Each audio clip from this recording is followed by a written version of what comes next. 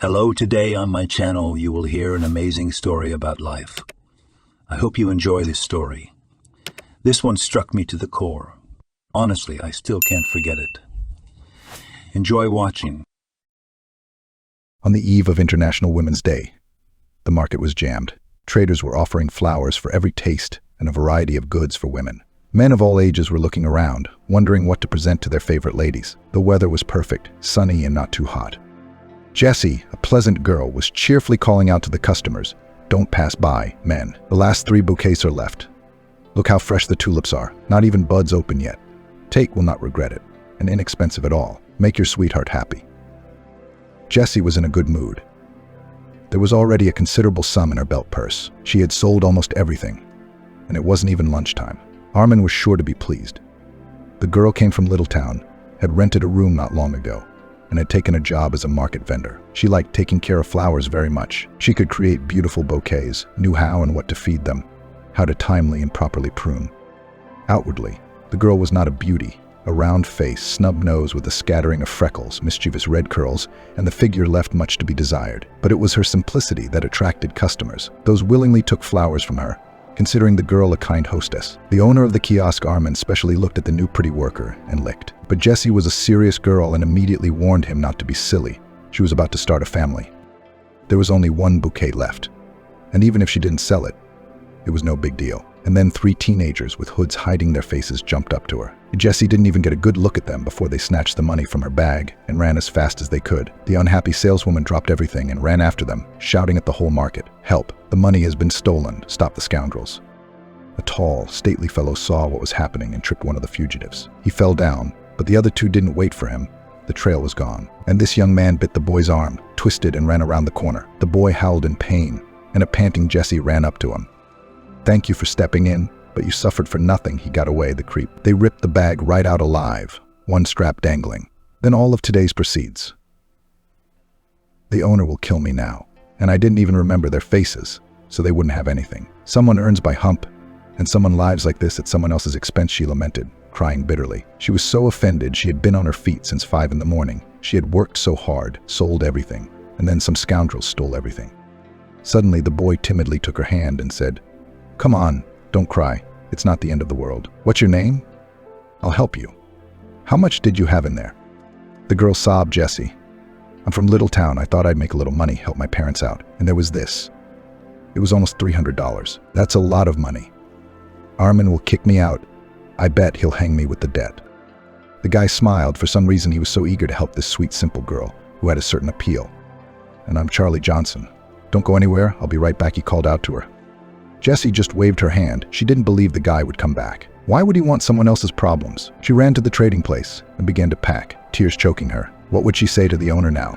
She already imagined what a scandal it would be. But 10 minutes later, Charlie came back, out of breath, and triumphantly handed her a wad of money. "Here, I withdrew it from the ATM. Exactly that amount. Here, pay it back as soon as you can, so no one will kick you out. Don't worry." Jessie couldn't believe her eyes. She blinked often and wiped her tears. "Thank you so much. You saved me, Charlie. I'll save up. I'll pay you back little by little." "Oh, why are you helping me? Tell me, I thought there was no such thing in life. You're like a magician. And I can't believe such a handsome, good-looking guy would pay attention to me. It's not like I'm the trendy, skinny one. I'm still in my body. Guys don't usually like guys like me." Charlie laughed. "Maybe I'm different, and I like you a lot. Don't try to make something of yourself. I like the real you. Don't get all stereotypical. You're easy and pleasant to talk to. Let's go to a movie tonight or just go for a walk. Would that be okay?" Jessie glowed with joy. Guys rarely said such nice words to her, and she immediately agreed. "I'm in. Where should we meet?" "Don't laugh.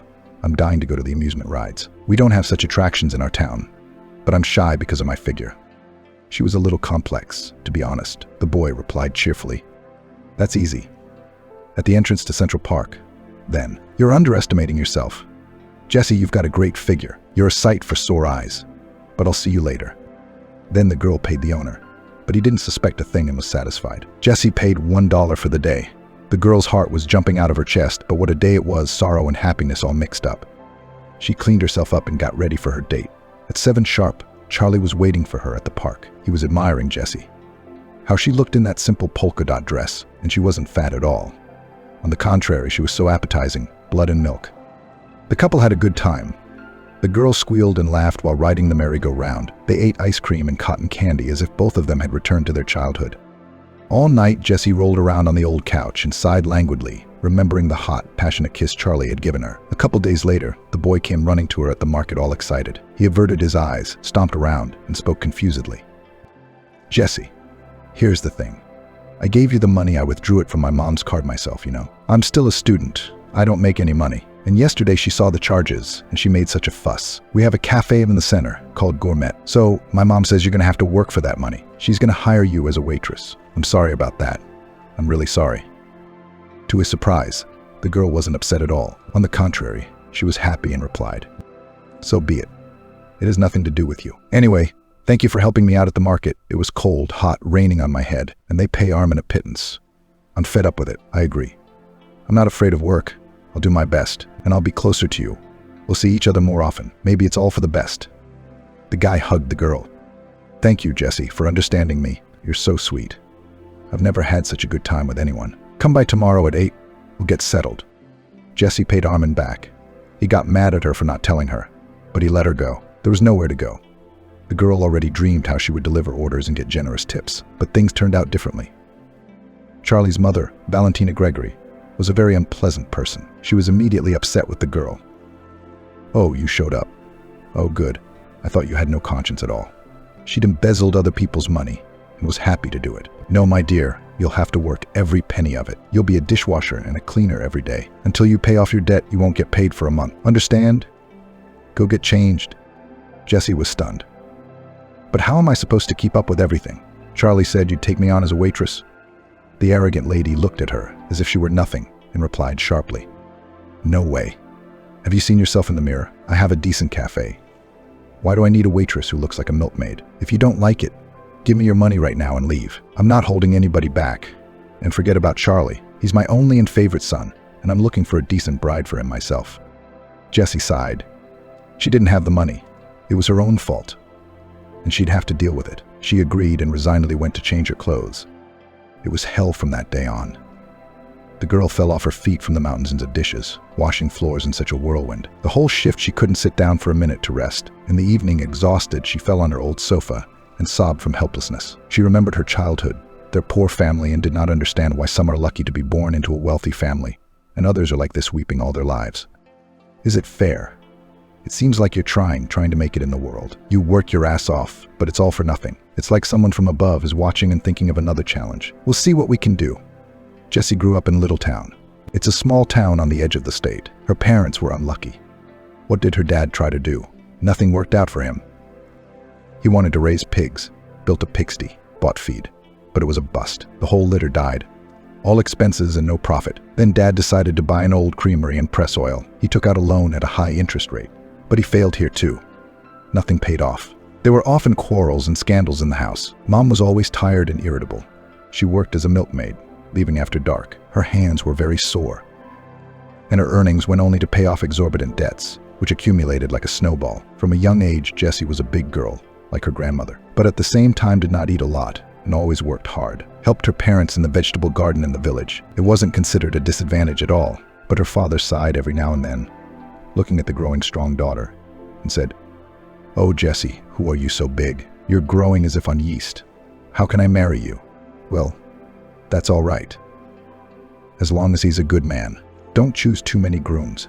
Accept it." The girl was so hurt to hear this.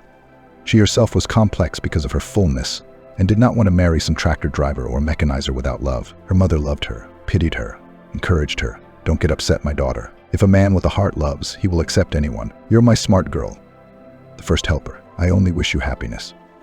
Don't listen to your father, he talks nonsense." Jessie was a very good cook and dreamed of becoming a chef and going to study the profession. But after graduation, she realized that it was impossible. The family is in debt, as in silk, and there is definitely no money for her studies. Her parents quarreled. Her mother blamed her father for everything. He got angry, started drinking, and he started getting sick. Then Jessie decided everything on her own and began to pack for the road. "Mom, enough. How many times can you do this? It's impossible to be at home. You live your whole life like a cat and a dog. Aren't you sick of it? I don't scold Dad, he didn't do it on purpose. So I won't go to school." "So what? I'll go to the city. I'll get a job. I'll help you. We'll manage together. We'll pay off our debts. Her father frowned. What are you thinking, daughter? What city? What will you do there? Who is waiting for you there? We don't even have any distant relatives there. There's no one to take us in. Don't make things up. You should get married, not tail around town. The girl parried, marry who, Dad? Who will take me? Everyone laughs at us, calling us losers. And where to find a normal groom? All the eligible ones are already in town. And the ones that are left are brawlers and drinkers. Look at Mom. She's only 45. She's all down on herself. Is that what a woman's happiness is? I don't want that. Simeon waved his hand, saying, do what you want, and jumped out into the street, slamming the door so that the plaster fell from the wall. He felt bad. His daughter was right. It was all because of him. No matter how hard he tried to provide for his family, everything was falling apart like a curse. But Jessie stood her ground. She was not a timid 10 and for some reason piously believed that she could make her way in the city and get the family out of debt. At first, she managed to scrape some money out of her paycheck and put it on her mother's card. She thanked her profusely. But now she herself is in debt bondage. It was the hopelessness that frightened her. The only good news was that Charlie Johnson hadn't given up on her. And in spite of Virginia Grace, they continued to see each other. He cheered her up, comforted her, called her sweet candy, and kissed her hot. How can you resist? Jessie fell head over heels in love, with her heart racing. She waited for every date and hoped that Virginia Grace would get over it, and she and Charlie would get married. 2 months passed. The paycheck came in. Jessie had paid off her debt and hoped to get a double paycheck. But when she saw the pittance she had been paid, she wept bitterly. The cook, Uncle Slava, gave her a shock. Get used to it, girl. It's always like this here. You work for 10 people. And how to pay? They'll come up with a fine. They'll take away your bonus. I've been retired for a long time too. This is a part-time job for me. So I don't die of boredom at home. And you run away from here. You're still young. Find a better place. You're not the first or the last person I've ever seen get screwed over like that. Jessie sobbed and shook her head. I can't. I love Charlie. I can't stand it. And he loves me. He's got me pregnant. We've already applied. Nothing. Soon my tortures will be over. We'll be husband and wife. We'll have kids and live like human beings. The cook sighed heavily. You're stupid. Naive Charlie's going to kill you, I bet. He's not independent, and he can't go anywhere without his mom, and she won't let you live. They're not good people. You can't expect anything good from the Johnsons. But Jessie didn't believe it. Charlie was the one who talked about the wedding. He looked at her like that, and he was excited about the baby. He couldn't betray her like that. Though somewhere in the back of her mind there was resentment against the groom for his softness. Why allows her parents so humiliate her? Why doesn't he stand up for her? Will not find her a better place to his bride. He sees how tired she is, how underpaid she is. But Jessie banished these thoughts and endured, hoping for a miracle. Soon Charlie had to confess to his mother that Jessie was pregnant with his child and that they had applied. What began to happen? Virginia Grace screamed, blushing with anger. Son, you dare to marry that beggar with a potbelly? How do you even know it's your child? There's no way I'm going to let that happen. Charlie mumbled. But Mom, I love Jessie. She's great. We're getting married anyway. We've already applied. Don't yell, we're getting married in our cafe in a week. We're already looking at rings. But the woman jumped to the closet, grabbed her son's passport, tore it to shreds and laughed. Here's what you get. I'll throw out this crook tomorrow, and no wedding. And if you think of going against your family, I'll deprive you of everything, so you know, and then go back to your countrywoman to knead manure. Why would you want to be such a burden to a young man? Charlie was afraid. He was not ready for independence and did not want to leave his comfort zone. He thought his mother loved him and would gradually get used to Jessie. The boy was completely despondent, tormented by his conscience. On the one hand, he really was in love like never before. Jessie was as good as anyone he'd ever been with. He didn't have to pretend with her. She already idolized him, so genuinely pleased with any gift, any sign of attention. But on the other hand, the guy was used to living on his mother's means and simply could not imagine how he would go to a boring job every day without her support. Well, no, it wasn't for him. Jessie was scrubbing the floor, doing her best. When Virginia Grace suddenly flew to her, she roughly pushed the girl. The mop fell, and the woman began to scream. Get out at once. Are you fired? I'll never recognize your child, and he won't be a Johnson. I warned you. Forget about Charlie. You think you're the smartest girl in the world, trying to sneak into our family through your bed. If you don't, go back to Little Town to work cow's tails, and I don't want you here. The girl cried, trying to defend her love. Let Charlie tell me that. Then I'll leave. We'll have a baby with him. Can't you even spare your own grandson? How can you do this? What have I ever done to you? I'll be the best wife I can be to Charlie. I love him so much, and he loves me too. Why do you have to decide who's better off? Virginia dialed her son's number and shouted, "Son, you tell that fat lady to get out. She's demanding you. She keeps telling me about her love to the grave." Jesse picked up the phone.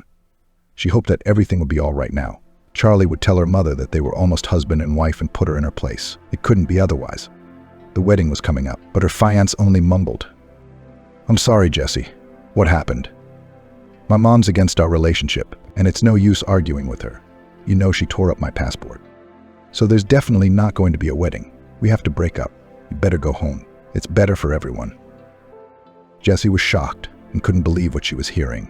"Charlie, how can this be? You said you wouldn't leave me, that we'd get married. And what's going to happen to the baby?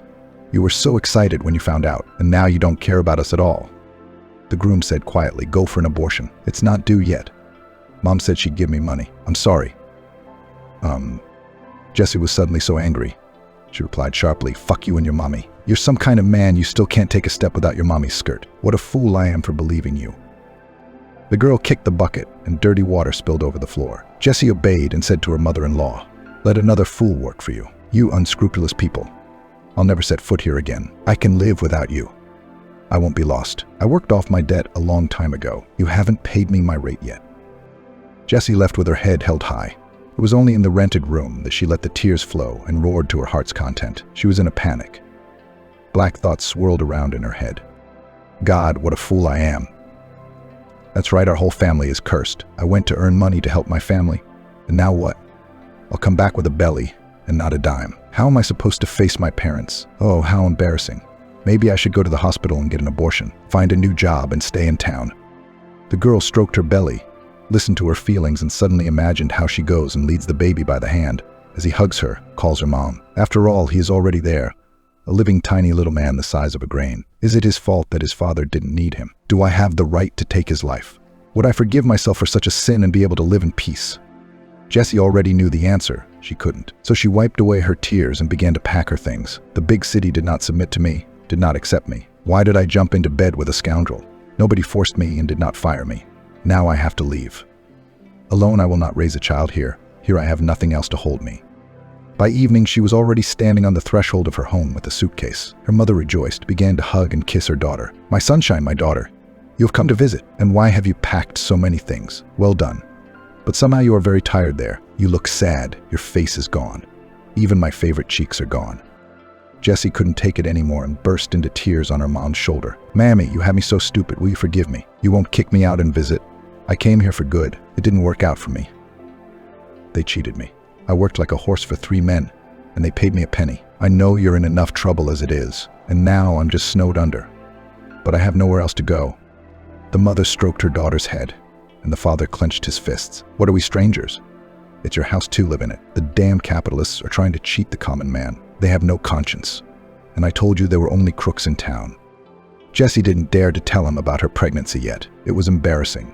She began to settle in at home. In the morning, she was literally sick to her stomach. She'd sneak down to the cellar and eat sauerkraut and pickles. She was crazy about them. One night when she went to the kitchen for a drink of water, she heard her father and mother talking. "Jane, what's the matter with your daughter? Is she sick or something? She's pale, distracted, keeps running to the bathroom. I don't understand. Should we call a paramedic?" The mother sighed heavily. "John, you're like a little kid. Weren't you young yourself? Have you forgotten how I used to eat cucumbers by the side? Our pregnant daughter is afraid to tell us." "Oh, my poor girl."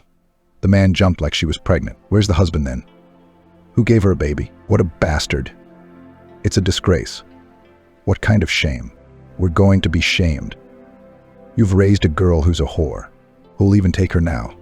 Ugh, disgrace." Blood rushed into my head. I felt so ashamed. So ashamed that the people closest to her were judging her. She ran into the kitchen and screamed hysterically. "Yes, Daddy, your daughter is a tramp." My fiancé left me. He listened to his mother and changed his mind about getting married. "You don't need me like this." "No, honey, you're a daughter now."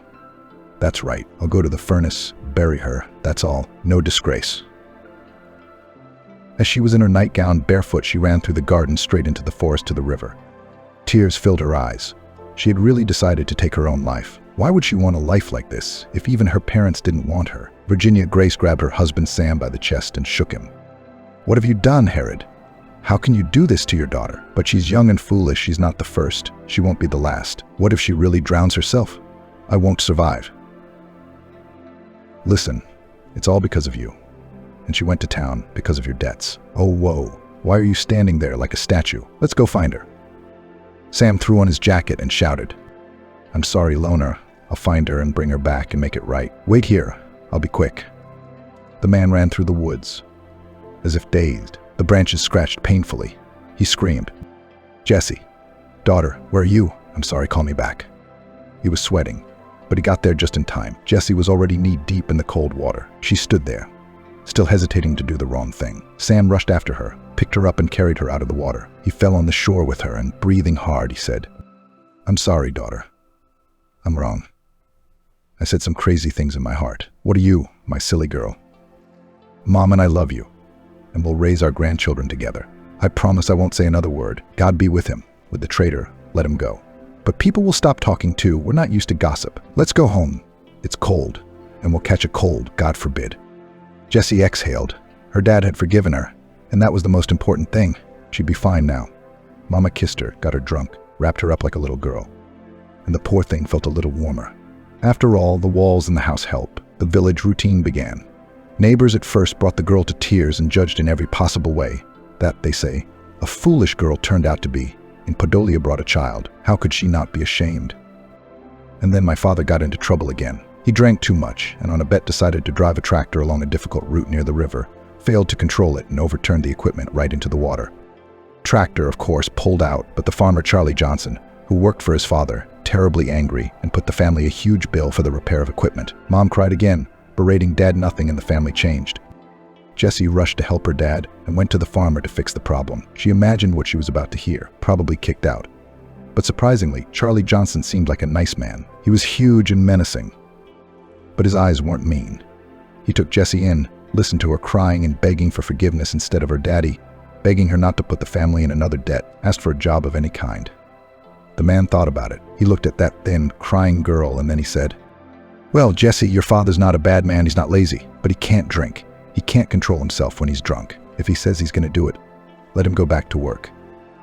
But on one condition, you'll be my son Armin's nurse. He was in a car accident 3 months ago, miraculously survived, but his legs failed. He can't walk now, he's in a wheelchair. If I needed an operation, I would give any money to put my son back on his feet. But the doctors say that Armin can get back on his feet if he works hard on his own. The problem is that he has lost all interest in life, is very depressed, and does not want to do anything.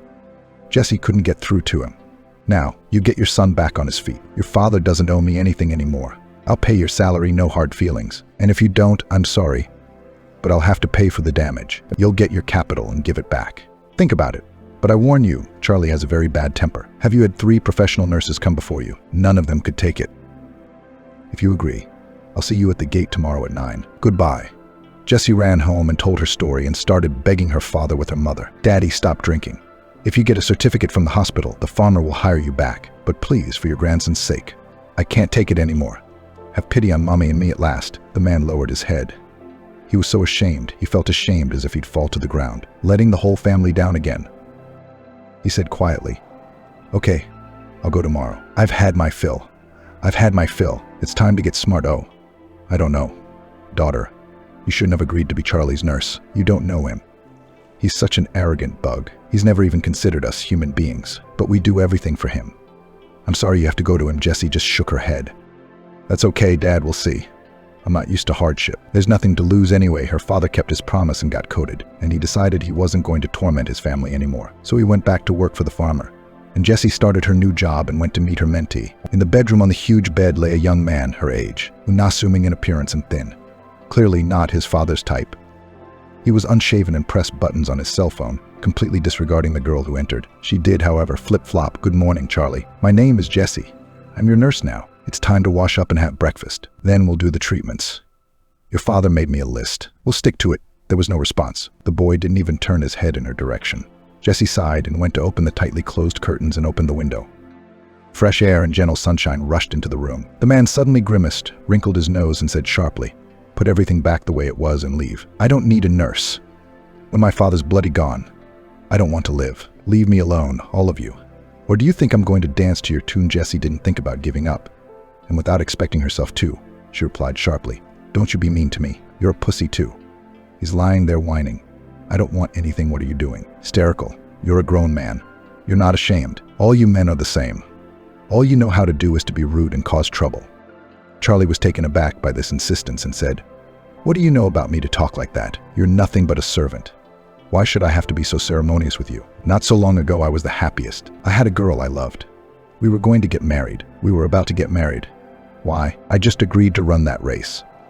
Now I'm a worthless cripple who can't even go to the bathroom by himself. What am I explaining to you?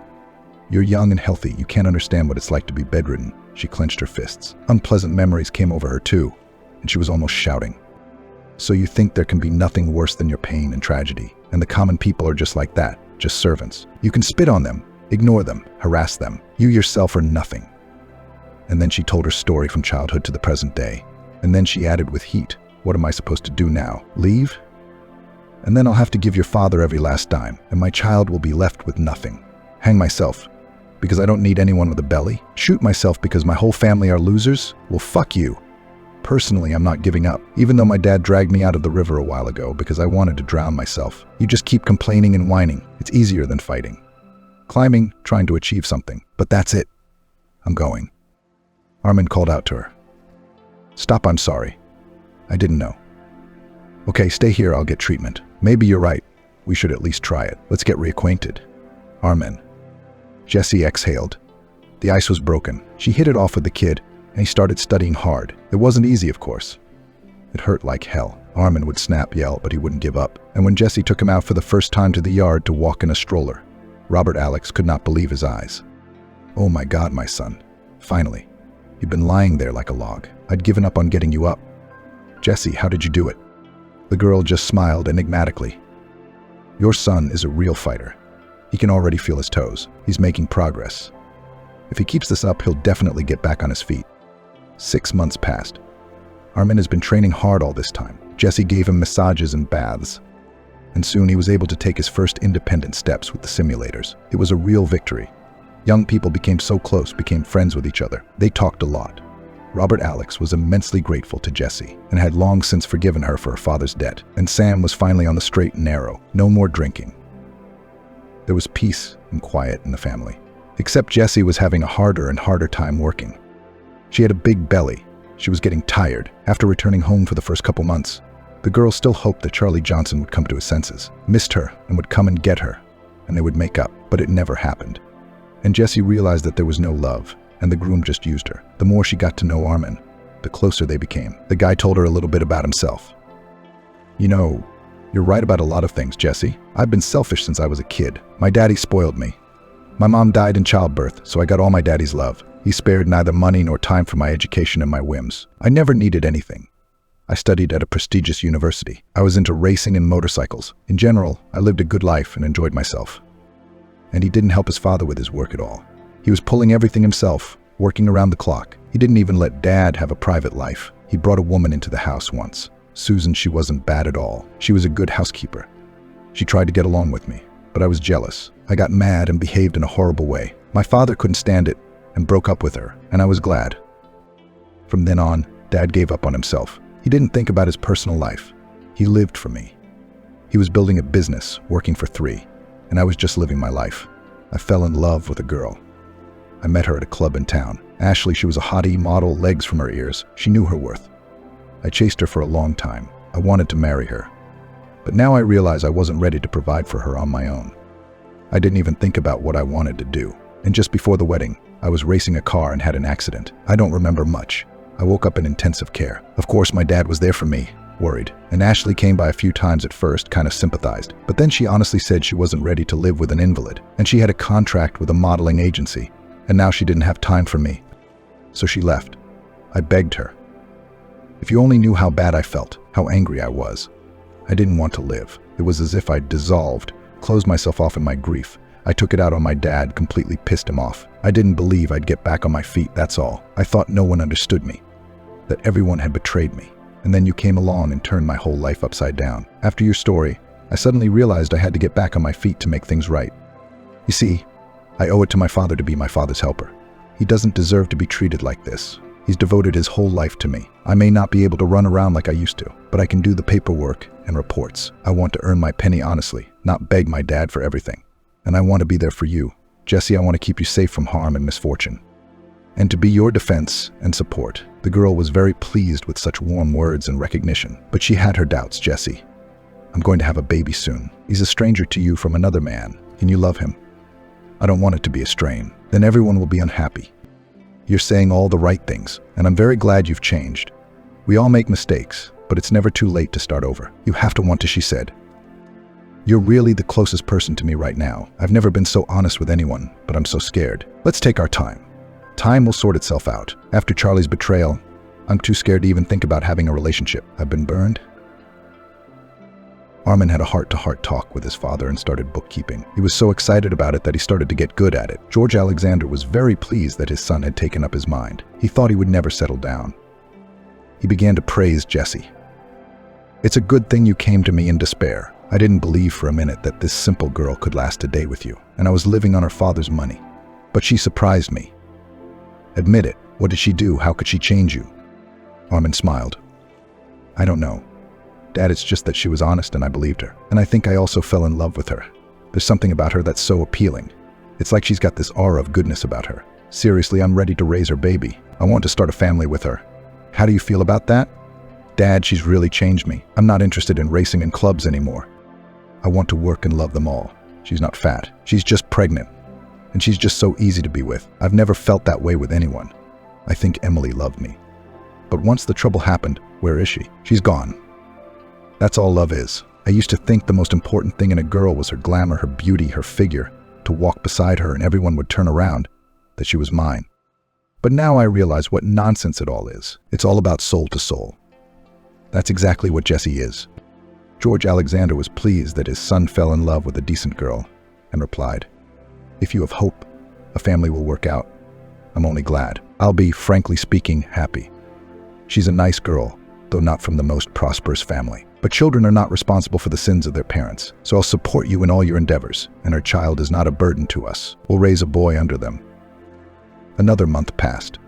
Armin was already walking confidently with crutches. The dynamics were excellent. He was revitalized and wanted to live again, and also to prove to Jessie that she could believe him, that he was not like her bastard fiancé. At home, Jessie's parents also urged Jessie to accept Armin's proposal. Daughter, honey, you don't even realize how lucky you are. You yourself say that Armin has changed a lot after the accident. He's taken to his senses and is ready to marry you and raise a child. But think about it. This is such a chance to have a normal family. Their family is strong. Their father is a good businessman. They're well off. Don't be silly. Agree. The baby needs a father's love anyway, and not the father who gave the seed, but the one who brought up the children. Stop worrying about it. He cut you out of his life. You start a new life. Jessie thought about it and agreed. Armin was so happy. They had a modest signing in the center of Little Town. They had a quiet family dinner and started living together. Little by little, things got better. The guy was understanding and gentle. He tried even harder to study now. There was no need to persuade him. He wanted to walk normally as soon as possible so that he could be a support for Jessie. The villagers were no longer gossiping and shut their mouths. They wondered what the farmer's son had found in this simple girl from a poor family. That day there was no sign of trouble. Jessie was peeling peas in the yard. Armin was helping her. Suddenly there was a knock on the gate. The girl got up and went to open the door. She saw Charlie Johnson on the doorstep and frowned. So you found me after all. What do you want from me? Hey, Jessie, it's a window. Get out to here. I'm married. I have a family now. And I don't want to see you at all. The guy looked pretty bad. He shuffled from foot to foot and started complaining about life. But what are you yelling from the doorstep without even listening to me? Please, you don't even know what kind of grief we've had. The cafe burned down and the customers were hurt. One of them died. The place was made of wood and plastic, and it went up like a match. The staff and guests escaped, but this poor guy got stuck in the toilet and didn't manage to get out. Now there's endless inspections, and the courts and the IRS is here. We need a major renovation. It's ashes in there. We're on the verge of bankruptcy. Mom's in the hospital. She's got a nervous heart attack, and I just don't know how to go on. Who would have thought we'd have all this trouble at once? I don't think I haven't forgotten about you. I remember. We loved each other so much. I've never met anyone like you before, I promise you. But you see, I couldn't go against my mother. It was just the way it was. But if you're happy with someone else now, I'm happy for you, honestly. Why did you come here? I heard you got married well. You're living well now. I thought I'd repent. I'm sorry, Jessie, that was a bad thing we did. Why don't you step into my shoes and help me out with a little money? I ain't got nobody to turn to. When things were going well, it seemed like a lot of friends, Everybody wanted to hang out, and now they're turning their noses up at me. So will you help me? We're not strangers after all. And you're my baby, Jessie exclaimed from such insolence and began to shout and wave her hands. You bastard. And your mama's the same. What kind of eyes did you come in here with? You kicked me out, didn't you? I didn't even get paid the money I rightfully earned. You left me pregnant a week before the wedding. A baby, you say? You told me to have an abortion. And now you dare to ask for help? Get out of here. Charlie didn't even think about leaving. On the contrary, he went on the offensive. Oh, so you're talking nanny, are you? Have you forgotten how I rescued you at the market the other day? I'm not going to let you live in peace. I will demand to see my son, and you have no right to refuse me. The woman couldn't contain herself any longer. If I'd known I'd have to work hard for that money, I never would have taken it. What a benefactor. What about your son? The child doesn't need a traitor's father. Get out. Peter decided to step in. He walked on crutches to the gate and threatened. All right then, you've been told to get out. Nobody's going to give you any money, and forget about coming here. Jessie's my lawfully wedded wife now. We love each other and our son. I'm raising him with dignity. Charlie suddenly pushed Peter as hard as he could and laughed in his face. What are you? A miserable cripple who married you out of desperation. I'm sure she did. Who needs you? A helpless invalid? And she had nowhere else to go with her potbelly. So you two lovebirds found each other. It's a joke. You don't even look good together. You're a head shorter than you are. No face, no skin. You've got a protector. Peter moved forward and swung his fist, but at that moment his assailant kicked him. The boy couldn't hold on and fell to the ground. There was a cracking sound and a shrill cry of pain in his lower back. The lights went out and Peter lost consciousness. Jessie immediately began to shake him awake, crawling on her knees and screaming in a low voice. Peter, wake up. Oh God, you damn bastard, what have you done? You're nothing but trouble. Sam, help Peter. He's sick. The farmer came screaming and was horrified. You bastard, I'll sue you. You almost killed my son. Who the hell are you? Where did you come from? Charlie was scared. He took off right away. He ran toward the bus stop, not caring what he saw. The only thought in his head was, what have I done? What will happen now? They'll find me and put me in jail. That's all I need now. I'm in enough trouble as it is. Why did I touch him? Jessie felt sick with worry. She passed out. The pain in her abdomen caused her to go into premature labor a full month early. The ambulance crew took Jessie to the maternity ward and Peter to the surgery ward. Her mind was a blur. Her thoughts were jumbled, and she could barely open her eyes. Her eyelids felt like lead. Strangely, she felt nothing at all. No pain in her legs. Her body felt like a cotton ball, like a stranger.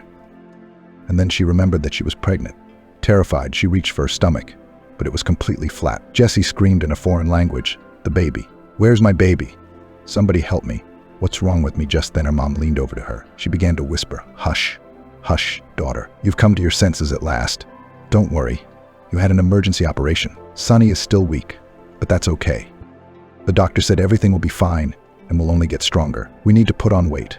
I saw him, can you imagine, so tiny, but screaming loud, a clean-cut guy, only 8'49". The doctor says if he'd delivered before his due date, he'd have been a big boy. I was so worried about you. You lost a lot of blood. It took a long time to come out of the anesthesia, and I kept sitting by your side and saying prayers that everything would be okay." Jessie exhaled, "Thank God my little boy is alive. That's the most important thing. We need to get up here as soon as possible. I want to look at him so badly, to hold him in my arms. My poor baby is lying all alone without his mommy. What about Peter? Paul, the bastard, hit him so hard. I'll never forgive him. Mom, please don't say anything. I can see in your eyes you're hiding something. There's no need to keep me safe." "Tell it like it is." Zena brushed away a tear and replied, "But to be honest, Peter's not doing so well. His vertebrae dislocated after the fall. All your efforts have gone to waste. Anyway, he had emergency surgery yesterday too. The prognosis is still unclear. But let's hope for the best. Ben Adamson is, in fact, desperate. Paul has already been found. He's in pre-trial detention. That's the way things are. Jessie's daughter nearly fainted. After all, her husband essentially suffered because of her. He tried his best to protect her. Why did he have to go through all this? She almost screamed. Mom, what hospital is he in? Has he been moved out of intensive care yet? When will all this misery end? One after another, when she learned that her husband was in the next surgical ward, Jessie almost jumped out of bed. She wanted to get up and go to him, to support him, to see him for a second. But a sharp pain in her lower abdomen stopped her. She groaned and lay back down again. Her mother soothed her. "Come on, my daughter. Where are you going? You can't get up yet. God forbid the stitches will come apart. I'll call the nurse now. We'll ask her nothing. Everything will be fine. The worst is over." The nurse brought the doctor, who examined the patient and allowed her to get up a little. And most importantly, they brought her a baby boy. Not for long. Jessie took the baby in her arms. The baby was so small, wrinkled, looking like an old man. He pouted his lips funny and wrinkled his nose. Jessie asked, "Can I feed him? My breasts are so sore. My milk is coming in. He must be hungry." "No, Mommy, at all. Yes, Sammy," the doctor explained. "No, we'll give you more medicine for a couple days. No feeding yet, but you'll learn. As soon as I authorize it, you'll be brought the baby for feedings. He needs to get stronger. He's in the cuvette for now, but he'll gain weight soon and be by your side. Your boy's scale scores aren't bad, so I don't think we'll keep you here long." "I don't worry." Jessie kissed her son and held him close, tears of joy filling her eyes. This was what motherhood was all about. Only now did she realize it. It was her love for her baby that supplanted everything inside, creating a special feeling unlike anything else. The nurse took the baby boy away. Mom went home too. A little while later, Jessie got a call from Daddy and Ben Adamson. All congratulated on the birth of their son, wishing him and her good health. When all the doctors went home, the woman in labor begged the nurse on duty, "Please help me. My husband is in the neighboring ward after a complicated spinal surgery. Help me to get there." The doctor allowed me to stand up. "I have to see him, at least for a minute, to support him, to tell him how much I love him." It was very important to her and to him. The nurse nodded her head negatively. "No, that's impossible. You yourself have recently undergone surgery. God forbid something happens to you. You could get an infection. I don't think your spouse will feel any better if you have complications. Isn't that right? I'm sorry for you, believe me. Here's what I can do. You write him a note, and I'll run down and give it to him, and you'll be relieved." Jessie agreed. She wrote something carefully and handed it to the girl. The latter honestly fulfilled her promise and went into the room. "Good evening. Who do we have here?" "Johnson Peter, the pale, thin patient at the window," I replied weakly. "Peter." "Ah, did your spouse from the maternity ward give you a note? She's worried. She's crying a lot." Here read her a few words. "But look, don't be sad. She'll lose milk now. After childbirth, a woman's body is exhausted, weakened, and she mustn't be nervous." Peter glowed. He opened the note with trepidation and read, "Beloved, how are you there? I wanted to come to you, but they won't let me in. I've had a baby boy. I named him Sammy. Do you mind? I want you to know that you're going to walk again. I helped you the first time, and we can do it again. I need you. I love you. I know that now. Hold on, my good man. We're a family, so we'll manage everything." The man secretly wiped away a tear and replied, "Congratulations, honey. Not you, but we have a son. Johnson Sammy Peterovich. So I'm going to fight to the last man. For you, for my son. Love you and miss you very much." Ben Adamson teamed up with Jessie's parents, and they took it in turns to care for the youngsters, bringing home cooked meals and supporting them. After 2 weeks, the baby got stronger and Jessie and her son were discharged, but she was in no hurry to go home, finally entering the room with her husband and son. Their meeting was so warm. Both were crying and hugging each other. Peter asked, "Hope, put your son in my arms. I'll at least hold him. How tiny is he? It's scary. Hello, my boy. Now you're born. Mommy and I will love and cherish you, and we won't let anyone hurt you. And remember, you're my son. Only mine. I won't let anyone hurt you." And then Peter looked so intently at Jessie and suddenly asked, "I know you're going to argue, but still, if I never get back on my feet, I'm so scared. Then know this. You don't have to spend your whole life with a cripple. I want you to be happy, not to suffer beside me." The woman cried, hugged him, kissed him, and whispered, "I don't even hope to get rid of me. I will never leave you or betray you. I will always be there for you. You hear me? I don't need anyone else. And I don't want to hear that kind of talk again. I believe in you, and you believe in me. I'll talk to the doctor, and we'll go back to practicing. It's going to work out. So just hang in there. Sammy and I will be waiting for you at home." Peter was discharged a week later. Mom came to Jessie's house and helped with her grandson. She especially liked to bathe him. The baby relaxed in the warm water and closed his eyes in pleasure. Jessie kept her faith and persevered, and helped her husband in his rehabilitation. The doctor was right. This time, progress was immediate. Peter was on the mend quickly. It was like he had wings growing behind his back. He couldn't let his family down. There were so many people fighting for him, worrying and holding their fists. He and Jessie made it work, and within a month, the man was walking without crutches with a cane. It was a big victory. It's amazing that all these problems have brought the two families together. Now Ben Adamson and Sam were thick as thieves. And you, Zena, made yourself at home at the farmer's mansion too. Everyone had dinner together. Alcohol or liquor was forbidden in this house so as not to tempt Sam. Everyone cherished little Sammy sincerely rejoiced at every change. He already held his head, smiled, recognized everyone, and hummed. Surprisingly, Peter did not even have to get used to the child. He somehow immediately accepted him as his own son and was happy to play with him. I didn't recognize myself. I often wondered how fickle our lives are. Not so long ago, I was eager to leave home and spend my time at parties and outings. I hated the countryside, thinking it was the lowest of the low. But now I was ready to give my life to have my wife and son with me. I needed nothing else. It had only been a year. Then Adamson got busy dealing with the dysfunctional Johnson family.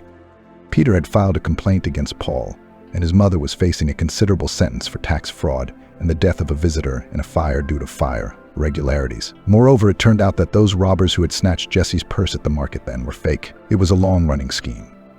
First, the victim was driven into debt in such a vulgar way, and then forced to work for free. Jessie was astonished. She thought Paul had really helped her out of the goodness of his heart. How vile were the Johnsons? They had all set up and forced naive Jessie into their play, cleverly manipulating her feelings. The trial was high profile, and my son and I got solid sentences. Their house was also sold under the hammer because of Paul's debts. He was beaten up pretty badly in his cell the first night and made to realize where he belonged.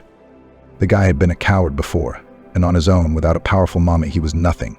And now he was broken.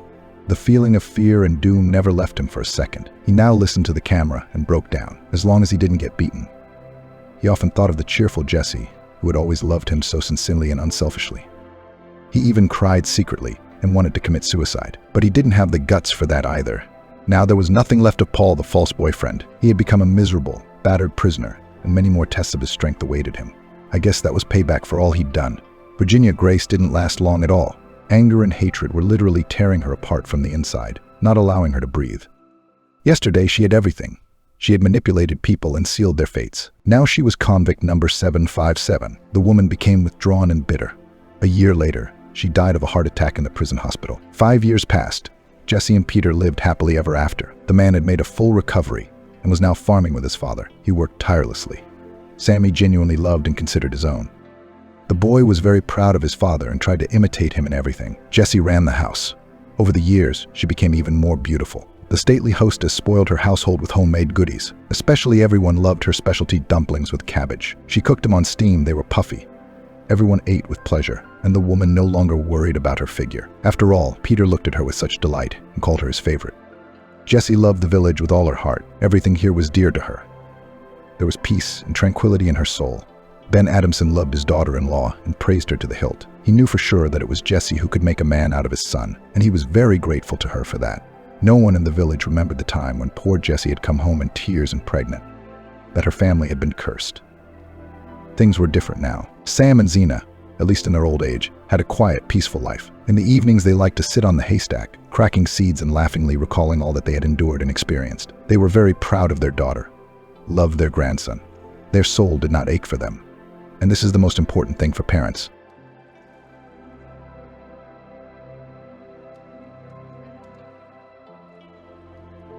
Peter sat in a chair against the wall and looked at his father. He was lying there with his eyes closed, his face thin and haggard. The atmosphere in their house had been dreary for over 3 weeks now. That was how long his father had not gotten up, and it was clear that his days were numbered. The diagnosis was too serious and time was running out. As soon as Mr. Charles' illness became known, his mother could not believe it and pleaded with the doctors at the time. "We will pay any money, just save him. How much do you want? Let's send him abroad. I'll go and look after her." Peter did not know how much money was in the family's accounts, but he was sure there was a lot. His father had been the head of a large publishing business for many years. He owned a large print shop and several print publications known throughout the county. Always stiff and energetic, he now lay with his eyes closed, seeming to sleep soundly. But Peter knew for a fact that his father deliberately kept his eyes closed when he, his youngest son, was in the room. Peter didn't want to add to the already difficult situation. Silently, he got up and went out. He knew perfectly well that as soon as his father opened his eyes, even with his last strength, he would immediately express his displeasure at his appearance. So it had been the previous morning. Seeing Peter sitting aside, Mr. Charles faintly said that he was interfering as a nuisance. "Vaughn, take Gregory's example. Studying in class every day. He's like me. And you're a no-brainer. Get out of here. Get out of here." The young man at that moment was moved to tears. He was the only one who knew that Gregory, his older brother, had been out of school for more than 2 months and spent all his free time in clubs.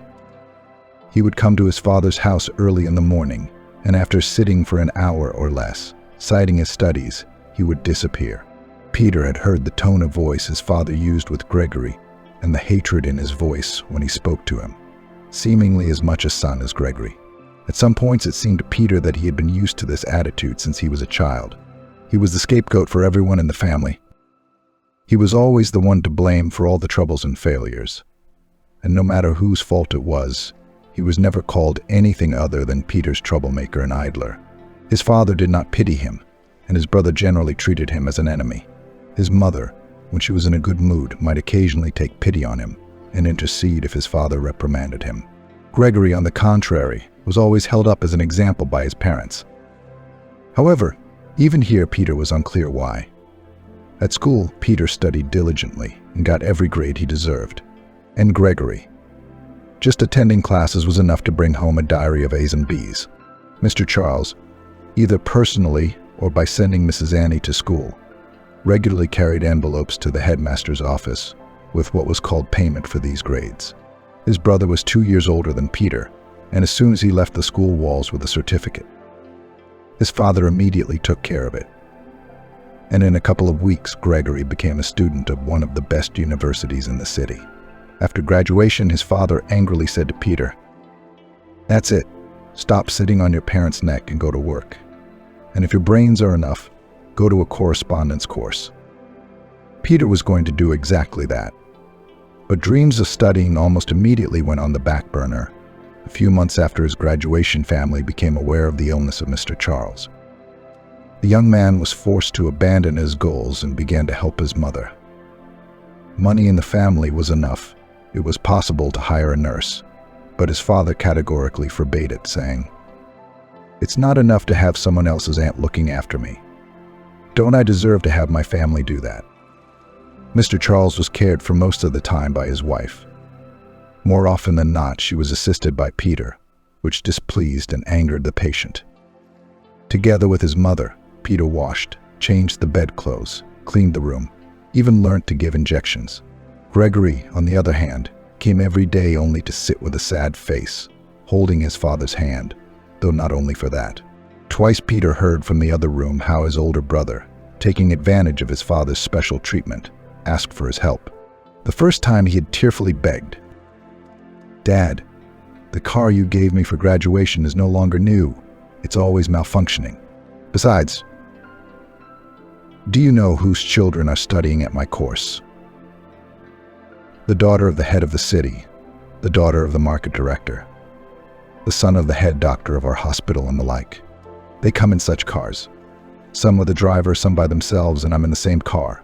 You're lying down anyway, and your beautiful car is sitting idle in the garage.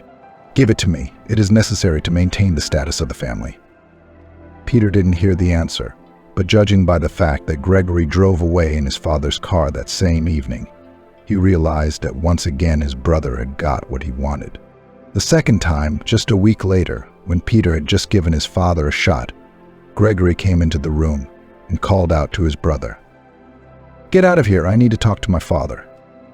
Peter went out, but curiosity got the best of him, and he decided to eavesdrop on what his brother was going to say that he shouldn't listen to.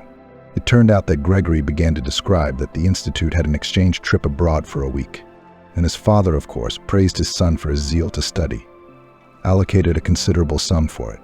At that moment, Peter already knew that his brother had abandoned the institute and did not understand why he needed such money. But everything fell into place as soon as he heard Gregory talking on the phone. "Baby, pack your bags," his brother said cheerfully. Just coming out of his father's bedroom, Daddy splurged.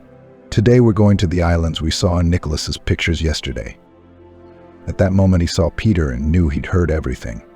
Putting the phone in his pocket, he walked right up to him and, looking straight into his eyes, hissed, "What are you looking at me like that for?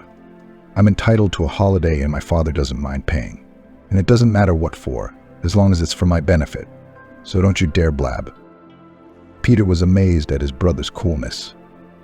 At the moment his father was dying in the next room, he was going to be happily spending time on some islands with another Paceris. "But Dad could die at any moment," Peter said quietly. His brother's reaction finally got to him.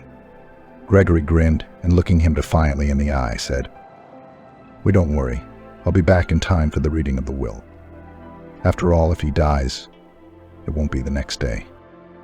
Leaving his confused brother standing there, Gregory turned round and went into the other room.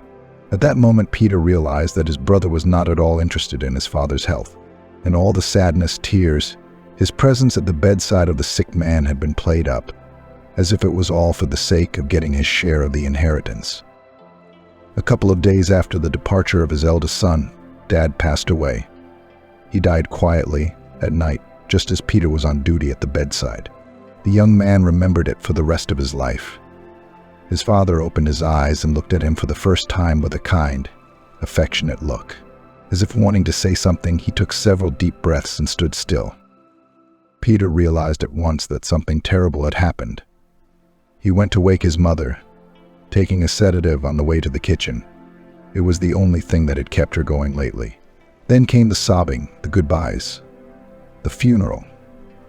All this time, Peter literally did not leave his mother's side, while Gregory continued to rest somewhere on the seashore, not even deigning to return to the funeral. His brother arrived after 9 days. He had traveled to his father's grave only once, and that was at his mother's insistence. For him, life hadn't changed a bit, even as he said there was some freedom of action. Now he could take all the cash without his father's approval, use his father's car at any time, and he didn't have to answer to anyone. His mother didn't pester him with questions. After her husband's death, she didn't care about it at all. In due time after the father's death, they were invited by the notary. The brother arrived at the announcement of the will in a high spirits. He smiled wryly and looked at Peter, as if he knew the outcome in advance. Peter, on the other hand, was under no illusions. But what he heard later from the notary was unbelievable. All the movable and immovable property left by his father had been divided completely, in his opinion, unfairly. The large house in which they all lived and the monthly maintenance for life, Mr. Charles had bequeathed to Mrs. Annie, his faithful and devoted, as it was written, wife.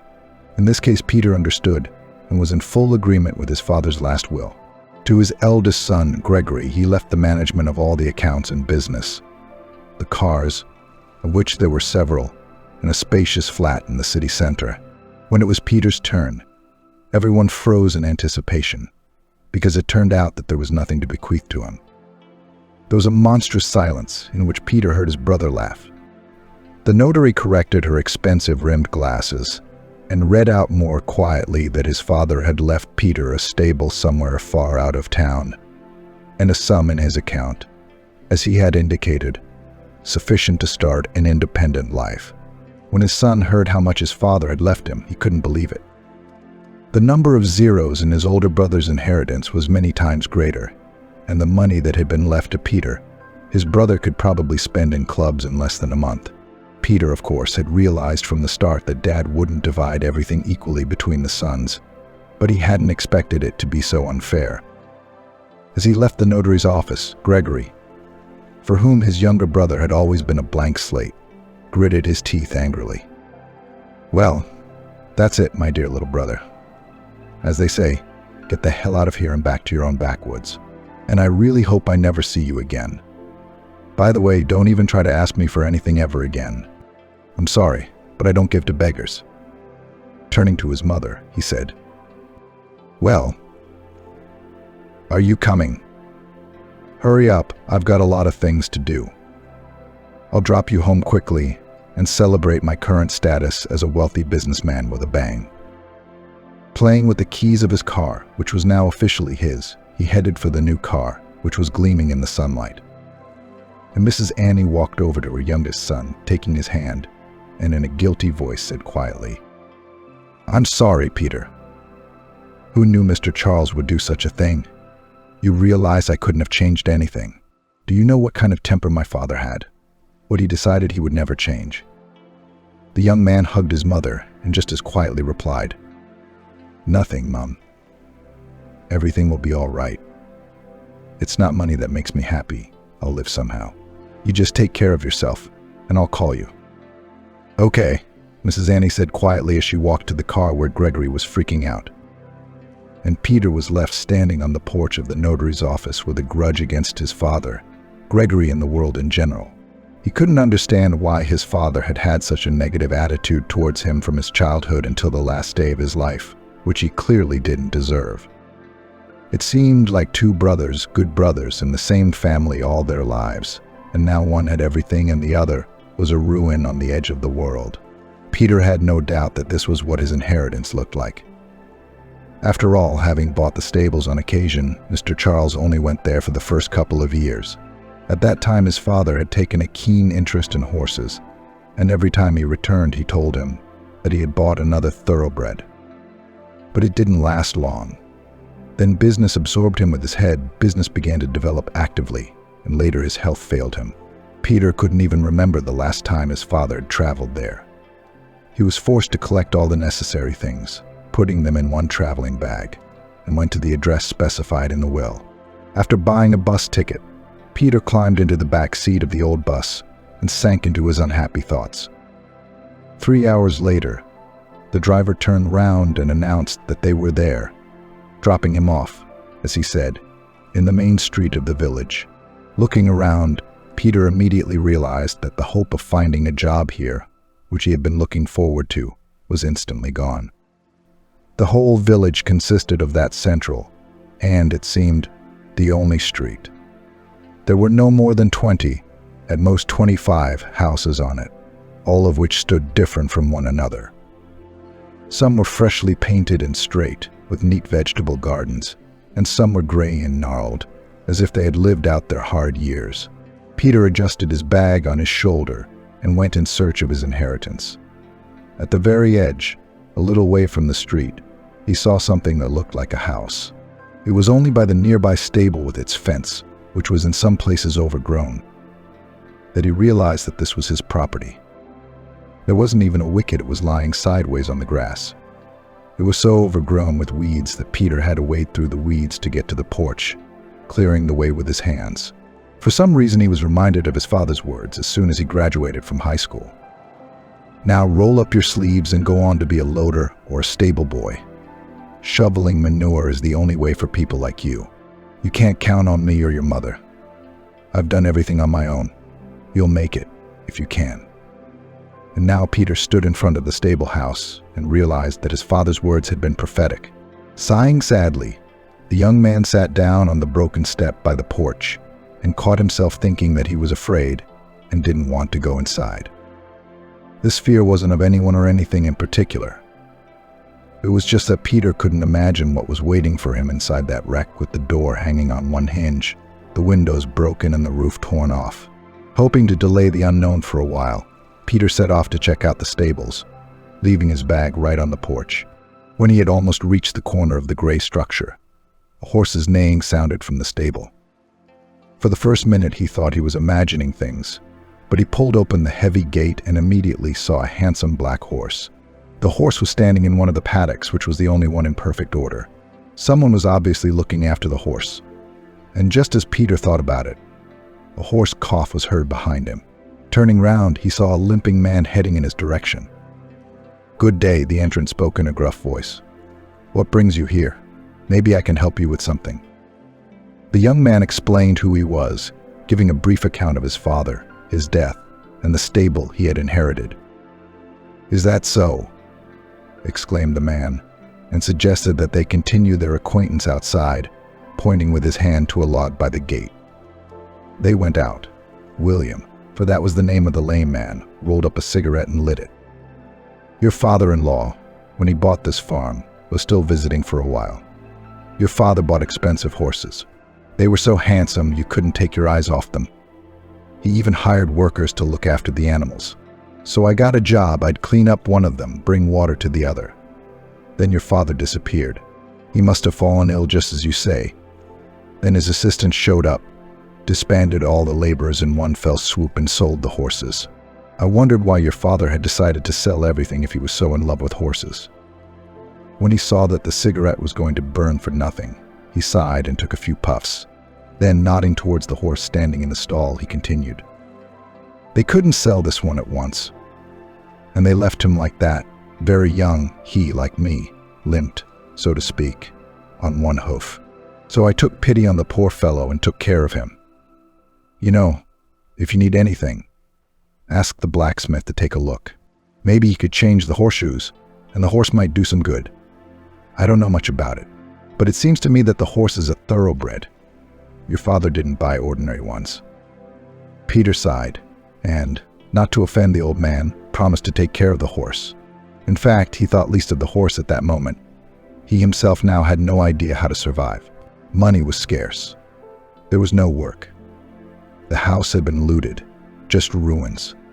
There was nowhere to go back, because my father had explicitly said in the notary's office that now everyone had to live there and with what he had inherited.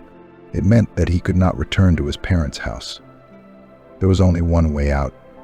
It was necessary to survive somehow in this wilderness. After talking a little longer with William, he said goodbye and went to the hut. He had to settle down before dark, but when he crossed the threshold of his future home, Peter was confused. At that moment, he was once again struck by how cruelly his father had treated him. It could not be called a dwelling at all. It was a small room, probably once a kitchen, with a broken window. There were cigarette butts and empty bottles on the floor. Of the furniture, only a good cupboard stood firmly, and a table and a couple of stools were lying around as if there had been a massacre. The second room in the house had probably been inhabited by mice for a very long time. An old pillow and a couple of blankets had been badly ruined by them. Peter was only glad that the bed was metal, because it would have been destroyed by those insolent rodents. There were two other things that made him glad: a whole window in this room and an old chest in the corner.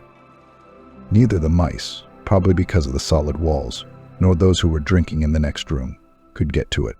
In the chest were a couple of bed sets, not new but quite usable, some men's and women's shirts and trousers.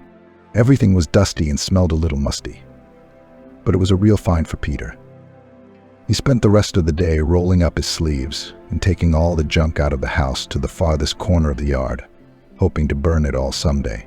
Then he went to the stable, where he saw some decent buckets and drew water from the well in the yard. Peter cleaned the room where the bed was.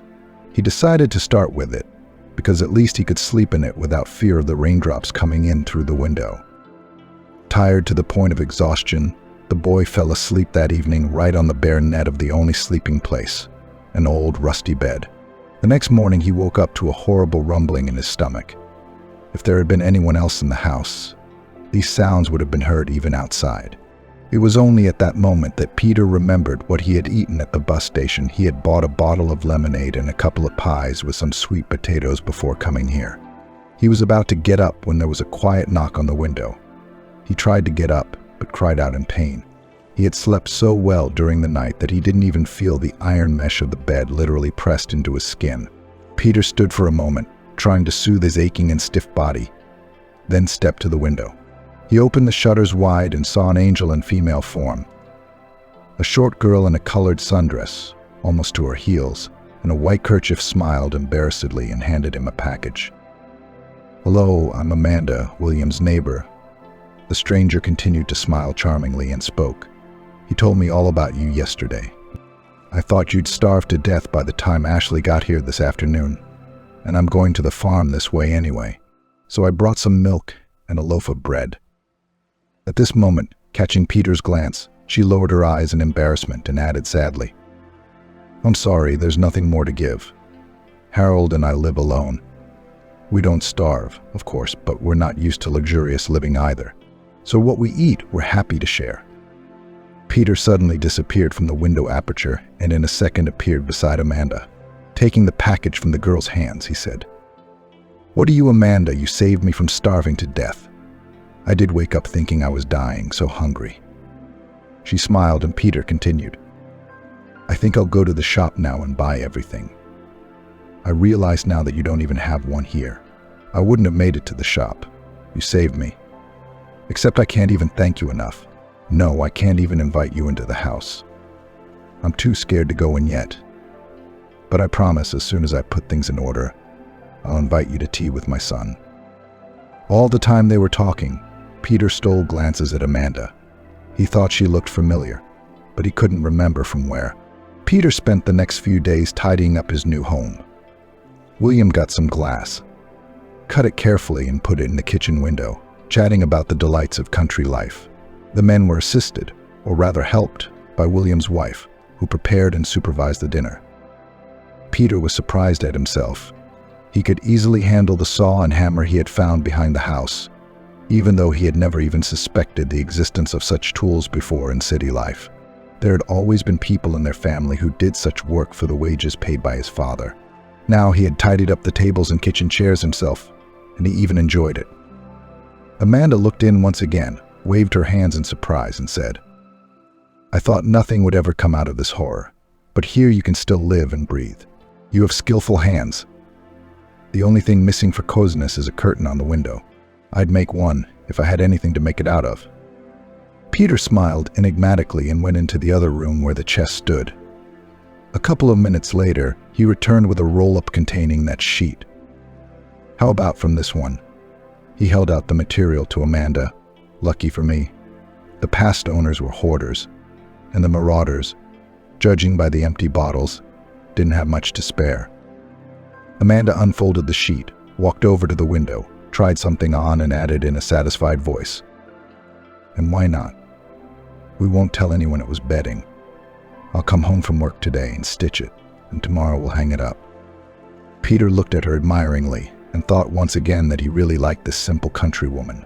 Perhaps he would even try to court her. Only Amanda had made it clear from day one that they could have nothing but friendship. The young man already knew that Amanda had been married, but very briefly and unsuccessfully. At Peter's request to tell about herself, Amanda once reluctantly narrated that, "Before we were married, my husband groomed me like a princess," she said sadly as they sat on a bench outside the house. "But he was only enough for a couple of months. As soon as we got married, his whole nature came out. He started drinking almost every day and chasing every skirt. I put up with it for a long time, crying, begging him to come to his senses, but I couldn't change anything. Even the news that I was pregnant was not a reason for him to change his life. When my son had just turned 3 months old, this scoundrel got naked and in front of the whole village, twisted with Lucy from the shop, and then even left to live with her in the city. Harold and I have been living together ever since." When asked where and with whom her son, she said that William's wife helps out, and when necessary, at work looking after the boy. Amanda herself worked as a milkmaid for a local farmer and went to the cowshed early every morning. A few days later, when she was walking with Harold, she looked in on Peter, and he quickly found a way to get along with the boy. Peter thanked fate for meeting Amanda. It was very easy for him to communicate with her. She often gave him advice in gardening matters, telling him how and why to take care of it. She also recommended a blacksmith to help Diamond, the name of the horse Peter had inherited, change his horseshoes. The fee was not unreasonable, but after counting the rest of his savings, he decided to do it and never regretted it. When William saw Diamond galloping away, he clapped himself on the side and said, "Oh, I told you, a young, hot horse. I wish I could be like that. And when I changed my new horseshoes, I wouldn't limp anymore." Peter smiled back. He had liked William from the first day. He didn't drink, and he was good at whatever he did. He'd helped him fix the fence at the stables, told him how to fix the roof. "That's why I'm lame," William said, biting down on his cigarette. "I fell off such a high roof when I was young. My army friend and I used to work part-time then. We built huts and fixed things when necessary. We made good money, by the way. We were young and stupid. Once they had a drink in the autumn cold and went to the woods. I didn't even realize what went wrong. Just the forest flew out from under me and we were off. My friend didn't give a damn, but they had to pick up my leg piece by piece and barely saved me. Since then I don't drink vodka. But I can't get my leg back healthy." Peter liked to listen to his neighbor. He told his stories in a special and fascinating way. Often in the evenings they sat by the stables and William, puffing on a cigarette, recalled the past. At such times Peter found himself thinking that he was glad to be in this village. The people were not like those in the city. Simple and unkind, they lived their quiet, measured life without excesses and fuss. He liked more and more the house, which he gradually put in order. It turned out to be quite livable. His resentment towards his brother gradually faded away, and he called his mother periodically, as he had promised. The last time Peter had spoken to her, his mother had started a conversation about Gregory. "Oh, Peter, I'm afraid for your brother. He's not studying, he's completely abandoned his studies. He doesn't want to work either. He's handed over the business that his father ran to a friend, and he's only withdrawing interest. He spends his nights out drinking and partying with the money, spends Mr. Charles' savings on his brides. How are you? He's mentioned you a few times, too. He says you'll starve to death, and even if he crawls on his knees, he won't give you a penny." "Don't be afraid, Mother," Peter answered her cheerfully. "I won't crawl on my knees, and I certainly won't starve. I'm doing all right, even better than I expected at first." At that moment, he wasn't lying. He was saying what he felt. He really felt good and relaxed. The only thing that was frustrating was that there was nowhere to work. But he was almost sure that everything would change. Soon it did. That day, in spite of the early morning, Peter was already working on his first crop when Amanda came through the gate. She was happily waving some kind of leaf above her head.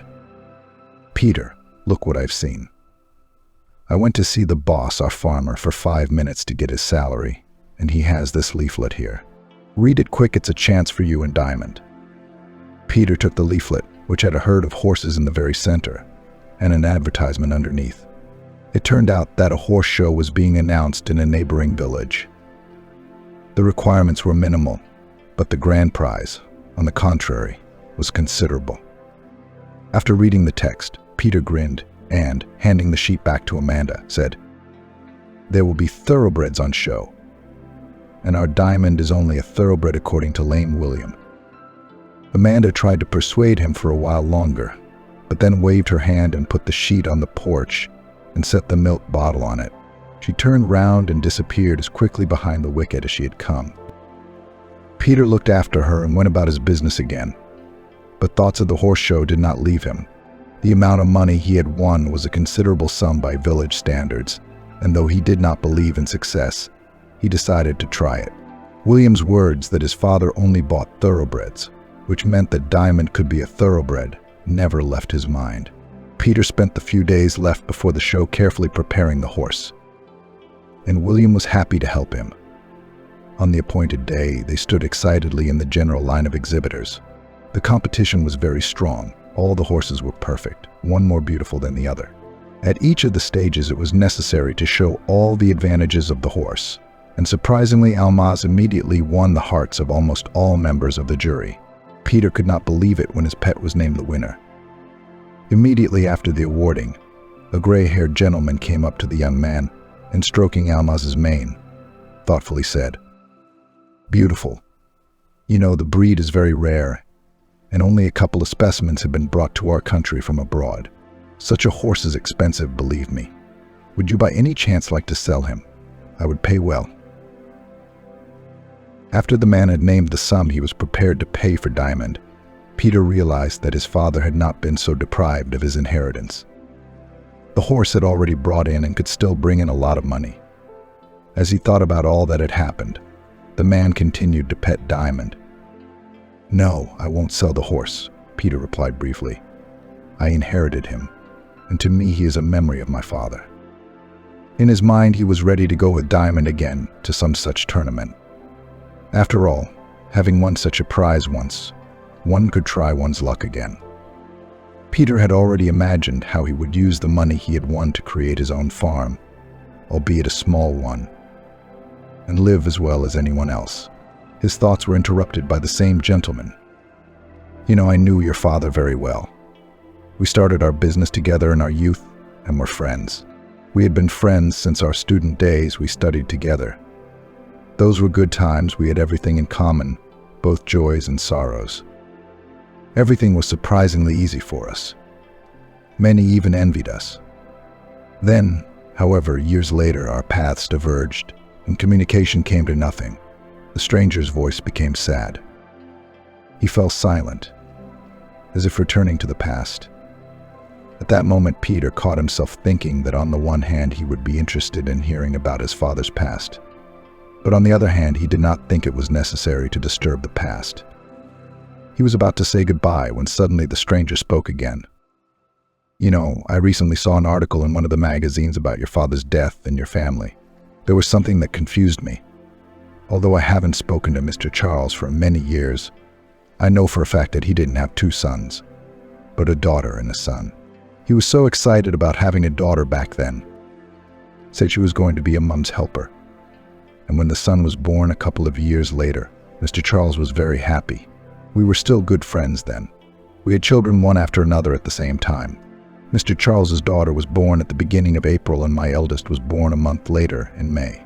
We used to joke at the time that we'd get married when they were older and we'd merge our businesses. But I don't have a sister, Peter interrupted him. Only Gregory. A brother, though born the same year you say a sister was born. Mr. Terence, for so the stranger introduced himself, looked at him attentively, and then went on thoughtfully.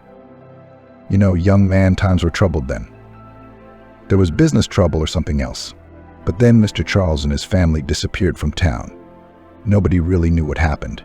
But your family suddenly disappeared for a couple of years, and then suddenly reappeared. But instead of a daughter, Mr. Charles had an older son. People gossiped and fell silent. Everyone was busy with their own lives and had enough problems. We lived as best we could. After being silent for a while, the man walked over to the horse again, stroked the handsome creature, and turning again to Peter, half whispered, somehow enigmatically spoke. But the main thing that confused me after your father appeared was the attitude towards horses. You know, it even excited me more than the substitution of daughter for son. Mr. Charles literally adored horses from childhood and treated them like a shrine. He chose each of his beauties carefully and for a long time. He clearly knew the pedigree of his pets and created ideal conditions of existence for them. After his return, many of our mutual acquaintances noticed that he had changed a lot. I didn't believe it at first, but when I saw the state of his stables one day, I thought that your father would never have let it go to such a state. Peter listened and tried to make sense of it all. He could not understand how his father, who supposedly loved horses so much, had allowed the thoroughbred Diamond to limp for so many years because of an old horseshoe, and the wealth left as an inheritance only to the eldest son, who, as it turned out, should not have existed at all, made him wonder where his older sister had disappeared to. An interaction with a businessman friend of his father's at the fair left Peter's mind in complete chaos. But on his return to the village, he was completely absorbed by new worries, and to investigate the mysteries of his family he had to postpone. With the Diamond's winnings, he gradually, with the help of William and his wife and Amanda, set up a small farm. The scale, of course, was modest, but it was enough to allow him to live comfortably. Amanda left her job as a farmer and gladly took over from Peter. He tried to court her once more, but realized that nothing but friendship could exist between them.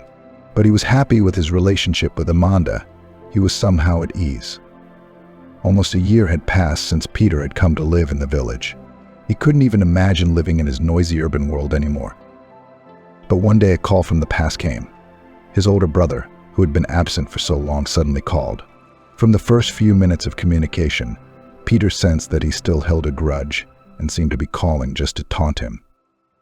So, little brother, somehow you haven't starved to death yet, Gregory began, and seeing the structure of the farmhouse behind Peter's back on the video link, he continued in surprise. What are you, a caretaker on a farm?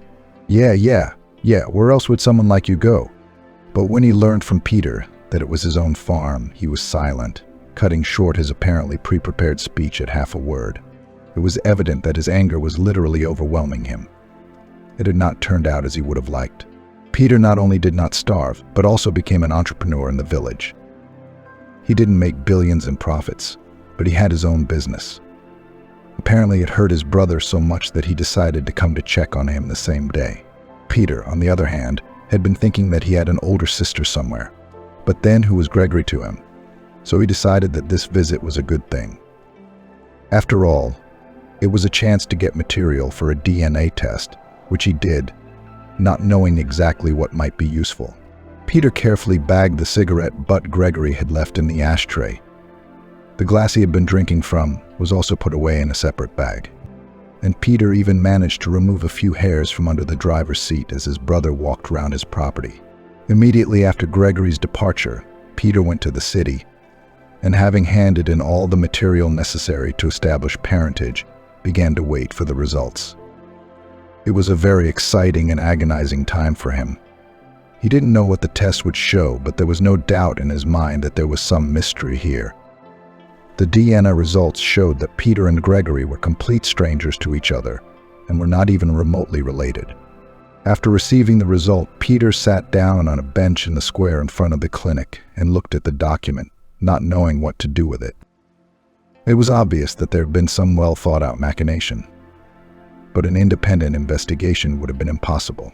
After sitting for some more time, the young man put the cherished sheet into his inner pocket and went to the nearest police station. There the captain listened to him, and having studied the DNA test, offered to write everything in detail in a statement. Peter didn't really believe at that moment that anyone would take up the case. It would probably be shelved, he thought, and then eventually forget about it altogether. But what was his surprise when, just a few days later, he was invited back to the police. Gregory was sitting in the corridor outside the investigator's office, and he didn't look as confident as he had not so long ago. He even seemed frightened to Peter. In a trembling voice, he suddenly began to speak in a rapid whisper, as if afraid of not having time to report everything. "What the hell are they talking about? That policeman questioned me for half an hour about what I knew about some missing businessmen who were supposedly your parents. Claimed you weren't my brother at all. That's nonsense. We were always together." He added, "He's over there questioning his mom now." At that moment, Peter did not believe Gregory, although his brother's look showed that he was shocked by the news. Mom spent several hours with the interrogator. Peter was beginning to worry about her, for her health had deteriorated considerably since his father's death. When she left the investigator in the corridor, it was frightening to look at her. It was as if she had aged another 10 years. Her back was hunched like an old woman's. Her eyes were red from tears, and she looked a bit faded. Without noticing her sons, the mother staggered slowly out, and the captain invited Peter into his office. "What a job you've given us," the policeman began, motioning for him to sit down. "You have no idea what's happened.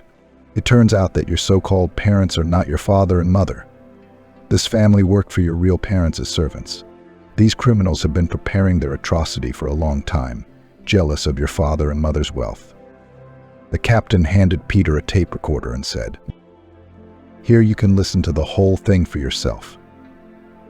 The unfortunate mother, afraid of going to jail, confessed to the whole thing. He went to sort out some folders in a cupboard against the wall, and Peter listened, not believing what was happening. "My husband and I were thinking at the time," said a familiar female voice from the telephone. "Why do they get everything and we get nothing? So my Mr. Charles set it up. He was a clever one. When the owners went somewhere, they sometimes asked Mr. Charles to drive them, and this time he had to drive them. At breakfast he gave me some powder and told me to put it in both their teas, and to be ready in a couple of hours after they left. He came back nervous, tense. He ordered me to quickly put all the children in the car. There were 3 of them in the house, the daughter and the master's son, and our Gregory. Without asking any questions, I did as he told me. And in a few hours we were far from the town where we lived, there in a small hotel. Mr. Charles told me there were no more rich men, and we were to beat them all. Only, of course, it still took a lot of effort. Outwardly and in age we were something like them, but we had to get some things corrected by beauticians." The recording was cut off at half a word, and in the silence that ensued, the captain's voice came from behind him. "Shit, I've run out of power and she's had the time of her life on him. Well, let me recharge it. Why don't I pour you some tea? You're not wearing a face." Handing Peter a cut glass, he said, "You sit close and listen to it while it's charging. Our equipment is old, it doesn't last long." He continued to go through the papers in the cupboard, and Peter began to listen further. Mr. Charles thought of everything in advance, the woman's voice continued, and managed to take a lot of the former owner's money with him. "We rented a large house 100 kilometers from the town where we lived. Mr. Charles said we should wait it out for a while. On his orders, I dropped their daughter off at the village orphanage. Somewhere along the road where we were traveling, My husband said we couldn't get rid of them both at once. It would be suspicious. And so, in case they ask, we were on a trip where the daughter suddenly died. So we adopted a boy to ease my maternal grief. When we returned after some time, we had no special difficulties in communicating with acquaintances. After all, we had been in the house for many years and knew the habits and tastes of the owners. Mr. Charles was surprisingly quick to get into character and easily fell into the character of the host. We gave our son, Gregory, as our own, and Peter, the one we adopted, but we never told him about it. We would have lived like that if you hadn't started the inquiry. Mr. Charles made a will for Gregory, too. The voice in the recorder sighed and fell silent. Alex, walking over to the desk, pressed the off button, touched Peter's shoulder and said, "You hang in there. I know it's a little hard to find out that the people you thought were your parents aren't your parents. They're murderers. But the important thing is that you found out you have a sister. I think we'll try to find her." Peter, who had been in a daze all this time, seemed to come to his senses, and raising his eyes to the captain, said with a pleading tone in his voice, "Please help me to find her. After all, this is now the only person in the whole world who is dear to me." He began to look for her himself, but he did not know where to start. So he decided to wait, entrusting the matter entirely to the police. His thoughts every day brought him back to what he had heard in the investigator's office. A little over a fortnight had passed. During that time, he never saw his brother or his so-called mother again. Then one morning, as he and William were cleaning the stables, Alex appeared on the doorstep. "Hello, toilers," began the captain in a cheerful voice, and on the same note continued, "I bring you happy news. Peter, why don't you give me some tea? And I'll tell you in detail what I've learnt about your sister." The pitchfork almost fell out of Peter's hands. He was afraid to hear that his sister, like his parents, was gone. But when he looked at the cheerful captain, he calmed down. He had obviously come with good news. Putting down the instrument, he invited the guest to go into the house. It turned out that Peter's sister had been adopted by a childless couple many years ago, after being dropped off at an orphanage, to avoid unnecessary gossip. The family had moved to the countryside and lived literally 2 villages away from where Peter now lived. He was about ready to rush there and excitedly asked, "Alex, tell me, is she the only one who is still alive and living there? I'll go there at once." But the captain only laughed and, putting his hand on his shoulder, sat the lad down. "Settle down, you," he continued jokingly. "There's no need to go anywhere. Your little sister's alive. Parents aren't alive anymore, though. She moved away. But you wouldn't believe where." Peter looked at him questioningly, and Alex, as if testing his patience, gave out information little by little. At that moment, the door to the kitchen opened and Amanda appeared on the doorstep. It was as if she was glowing with happiness. "Well, here you are. Meet her," said the captain. "Your very real, very own sister Amanda." She smiled, and Peter felt like asking to be pinched. Everything that was happening seemed like a dream to him. A kind, happy dream. But a dream. Now he could see why Amanda's face seemed so familiar. The 3 of them sat in the kitchen for a long time that day, talking about everything. As they were about to leave, Alex offered Amanda a lift home, and they left after saying goodbye to Peter. And Peter couldn't sleep for a very long time. There was so much information that his head was ready to burst. But the most important thing was that now he had a sister and a wonderful nephew. From that very day, Peter noticed that Alex started to visit them in the village often. And 6 months later, he asked him for Amanda's hand in marriage. They had dinner that day after work in Peter's kitchen. They gathered here often now. The captain appeared on the doorstep with a huge bouquet of flowers and held them out to Amanda. He turned to Peter, worriedly. "Here's the deal. I've fallen in love and I want to marry Amanda. Amanda has already given her consent." Peter made a naively serious look, then, barely holding back a smile, said, "I certainly don't mind, although according to the rules, the elders should arrange their personal lives first. But you, in turn, I will ask you to be witnesses with Marion and me." He walked over to the woman standing by the cooker and, putting his arm around her, whispered quietly, "You agree, don't you?" Peter had been in love for 3 months with a veterinarian who had come to see Diamond one day. He took great care of his pet, considering it a lucky charm. It was only because of him that he had met Marion. All this time Peter was going to propose to the girl, but could not make up his mind. Now he thought it was the right moment. That evening in a small house in a small kitchen was especially warm. A month later, they had a noisy village wedding. At the table, apart from the youngsters, were Alex's parents, wiping away tears of happiness looking at their son, and the planted parents of Amanda and Peter, who were, of course, William and his wife. The same Marion was from the orphanage, so for her, family was now everyone around the table, and she whispered happily to her husband, "I've never had so many close family members." After the wedding, everyone stayed to live in the village. Peter received the capital due to him, misappropriated from his birth parents, including property and cars.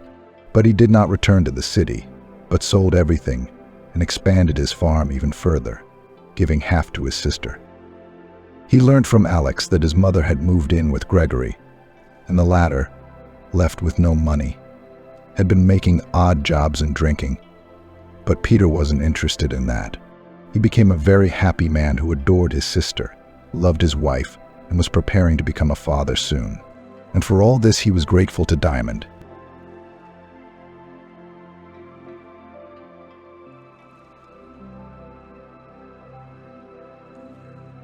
It was always covered with a kise, this mirror, like a dead man in the house. If you came very close, you could see your reflection under the light-thin cloth. In general features, but 3 times a year, when the kise was removed to wash it, before New Year's Eve, Easter, and the first day of fall. The woman who did it tried to turn away or lower her eyes, so as not to glance inadvertently at the mirror. Shortly before her grandmother died, Anastasia received a letter from her. "Come, the house is yours now. Remember about..." And then there was the drawing so familiar, the frame, and of course the mirror, what the hell. Anastasia had no intention of coming before, as her mother had done in her time. She was the first to flee the old house for good, breaking tradition. When the eldest in the family died, the next one took her place. The words home and clan had always been synonymous in their family. The house was built by my great-grandfather to a certain extent. The only important thing is that the house was born in the 18th century, and before it stood in a large village on a hill by the river. Then with time the river became shallow. A dam was built above, and now it was necessary to go down and walk far to the water, and the village was gone, and the town crawled close to the house and was already licking its eyes at the old building, already sending people to buy it for nothing and then tear it down.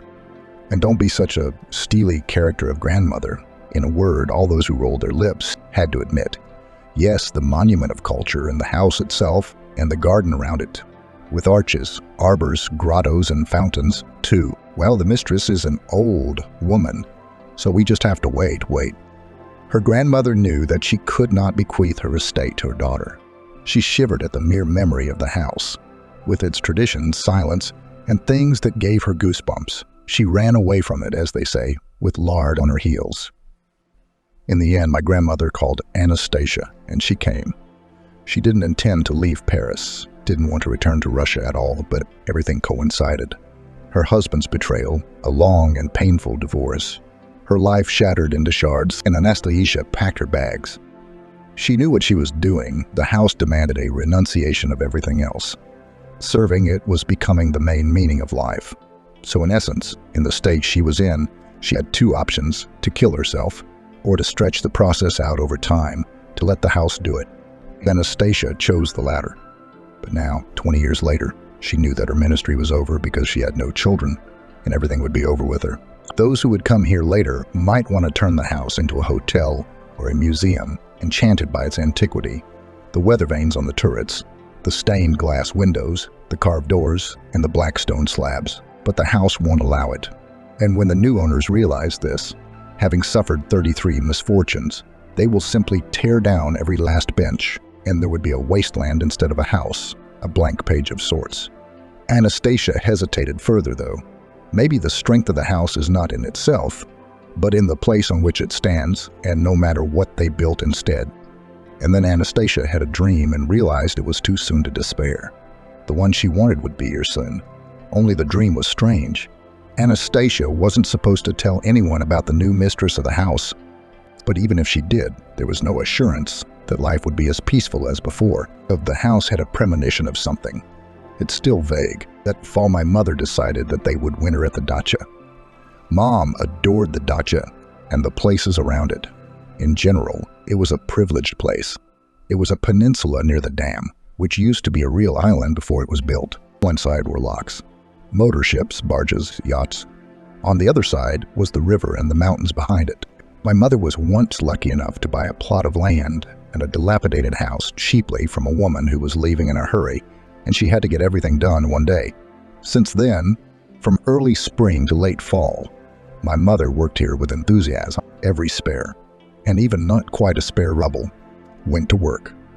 But now there was a 2-story house, and the flowers delighted my soul until the snow came. In November, my mother always said goodbye to the dacha with regret, as if it were a living person. She walked around the house, stroked the walls, patted the door as if it were her own shoulder, and promised that in April there would be a new meeting. And this time she said, "You know what I'm going to do, Maggie? I'm going to winterize this place for you and me." Basically, the idea wasn't so crazy. Mom only needed the internet to work. The cottage had a great stove and several electric goats, so no one would freeze. The only thing was that almost all the dacha owners were leaving, and the store they had here was closed until the next warm season. "It's okay," Mom said. "I'll go grocery shopping once a week on a donkey." Donkey, she called their old car. "Well, you'll have to put up with your girlfriends," my mom continued. "You'll go to daycare for 2 days anyway, and then you'll be sick for 2 weeks. You don't get cold so easily. You're a hardened little man, but all these viruses." So they stayed and wintered well. Maggie didn't even notice the loneliness. It turned out to be happiness not to rush to kindergarten in the morning, but to lie in bed and look at the drawings on the carpet. Her eyes transformed geometric lines into fairy tale characters. Outside the window, it was slowly getting light. The outlines of trees were coming through. My mother was calling for breakfast, and the air was dizzyingly clear. The smell of strong coffee thickened, became palpable. The golden, sunny circles of scrambled eggs my mother sprinkled with green onions that grew on the windowsill, and the slight burning of its taste was a premonition of spring. And on New Year's Eve, the two of them hung twinkling curtains of garlands in the garden, and everything sparkled and shimmered like a fairy tale. But then, as if they had conspired, they turned off the unnecessary light, and then the stars shone brightly in the sky, and the thin sickle of the month promised them riches in the coming year. They only had to show him the silver money. They didn't go inside for a long time, mesmerized by the beauty of nature, and only when they were completely frozen did they come back to sit by the fireplace. Her mother brewed some willow tea, which grew in the neighborhood in summer, and she kept Maggie awake, telling her witch tales for a long time because New Year's Eve was a special night, and it was not supposed to be the night for sleeping. January, with its many festivities, slipped by, and in February the snow began to drizzle, and Mom made friends with the snow shovel, because otherwise they would have been prisoners of the cottage, unable even to reach the driveway. In March, near the spring, Maggie found the first flowers of the mother nephew, and in April, trouble came. Then they said it had never happened before and would never happen again. An accident at the dam, the one that rose above their peninsula. Dacha dwellers always waited for spring with apprehension. The hydroelectric power plant began to release water, and the amount of water it would release depended on whether it would flood the neighboring small islands, and whether the water would reach the houses and cellars. This rarely happened, and when everything dried up, the dacha owners had to start repairs. It was believed that the dam had a safety margin for generations to come, but no one could have predicted that there would be heavy rains in the upper reaches of the river, and the snow would melt so rapidly, and the hour would come when all the gates would be open, and the water would rush over the top, flooding everything around. The evenings were already long, spring evenings, and Maggie had gotten out of the garden unauthorized. It was a loophole she could not see from the house. She was going to look at the river water always fascinated her, and at this time, when it was swirling and foaming near the dam, when flakes of foam were carried by the current, especially at this time. So at this time she found herself at the water's edge. Perhaps if she had been older and looked to her right, she would have had enough sense to realize what was happening and had a couple of minutes to rush to the higher ground. But she didn't realize, didn't notice, didn't understand. And when the water surrounded her, picked her up and carried her, she was saved only by the fact that she knew how to swim. Of course, in the icy river she would not have lasted 10 minutes, but next to her was the river's spoils, logs, planks, all sorts of junk. And you cover, maybe from someone's cellar, which became like a raft for her. There could not yet be any help. Those people who had just seen the flood were still recovering or calling any emergency services. And the water was so cold and the wind so scalding, when darkness began to fall before her eyes, Maggie only had time to wonder, could night come so suddenly? She felt sick. It was very hard to breathe. It was as if there was not enough air in the air. Someone's hand lifted her up and held her upright, but Maggie couldn't even hold her head up straight. It kept falling on her chest. "Have a drink," said the woman's soft voice. She tucked pillows under Maggie's back, made her comfortable, and sat down on the edge of the bed herself. "We have to move around a little bit, or we'll get congestion in the lungs. You have to finish this one." Every last drop. It was very difficult, because after each sip, Maggie fell asleep, or more accurately, fell into oblivion. In the end, the woman took pity on her and let her lie down as before and didn't bother anymore. But from that day, the first time Maggie drank from the cup, she began to recover. Now, every now and then she woke up, looking at the objects around her and the woman who came toward her as soon as Maggie opened her eyes. She was tall, very thin, wearing a billowing dark dress. Her hair was combed smoothly into a knot. Her face was so stern that she seemed incapable of smiling. But sometimes she did smile, and when Maggie asked for food, she blossomed. She brought an egg on a little tray, some breadcrumbs, a cup of tea, and she started spoon-feeding Maggie. She put a breadcrumb on the spoon, dipped it in the yolk, and brought it to her. Come on, come on." Maggie felt that her teeth were soft, not even strong enough to chew dry bread. Still, her strength was returning, albeit slowly. The first question Maggie dared to ask, "Well, where's Mom? Where's Mom?" The girl didn't ask, neither what had happened, nor she was now. If her mother were around, none of this would matter. The woman brought her a newspaper. Maggie wanted to say that she could read only a little, and then only when the words were printed in big letters, and preferably those words should be short. But the woman did not suggest that she read. Then she unfolded the paper and showed her the pictures. There were many of them, and one was worse than the other. Maggie didn't recognize her Dasha village. It had turned into a garbage dump. Ruined, mangled houses, puddles of water everywhere. "Mom," she asked pitifully. Lemon shook her head. It could only mean one thing. Mommy was gone. 6-year-old Maggie experienced such an acute sense of loneliness that it took her breath away. It was worse than when she was choking on pneumonia. Not only was it hard to breathe, but now she didn't want to live. "My name is Anastasia," the woman said. "You won't be alone, don't be afraid. You will be with me." It was a few more weeks until Maggie began to wander around the house, familiarizing herself with it. At first, she had to cling to the furniture out of weakness, but the faster her strength returned, the farther she traveled, exploring her new possessions. She liked the second floor best, a sunlit corridor with a view of the garden. Maggie opened the doors of the rooms one by one, and in each one she found a treasure. There was a piano, an ancient one, with candelabras and candles. There, a carpet, which was like a painting. A Turk in a turban was looking into a gazebo, where a beautiful girl was lounging on a sofa. It said that one of the doors was locked. The key was sticking out, though, and Maggie turned it carefully. She didn't expect to be able to handle the lock at all, but the key turned easily, and Maggie entered the room. It was almost empty.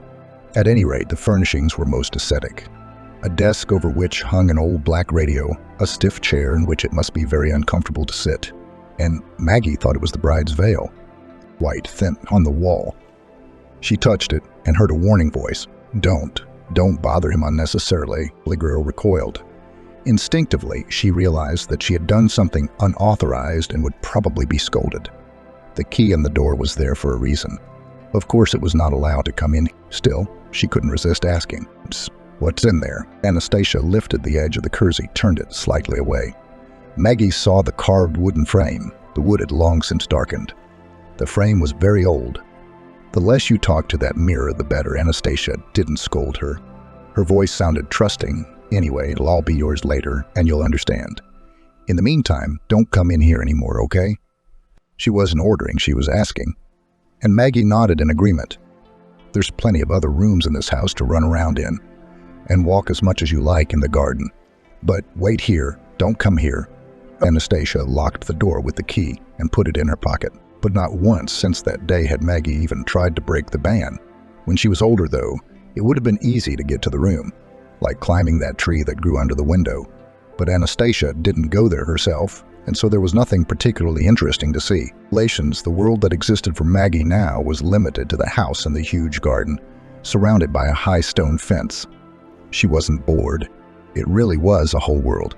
A special man came to tend the garden, and it was always beautiful. Lots of secluded corners where you could hide from prying eyes, if there were any, and a little pond where you could feed the fish in the summer, and a swing, as if it were just for Maggie.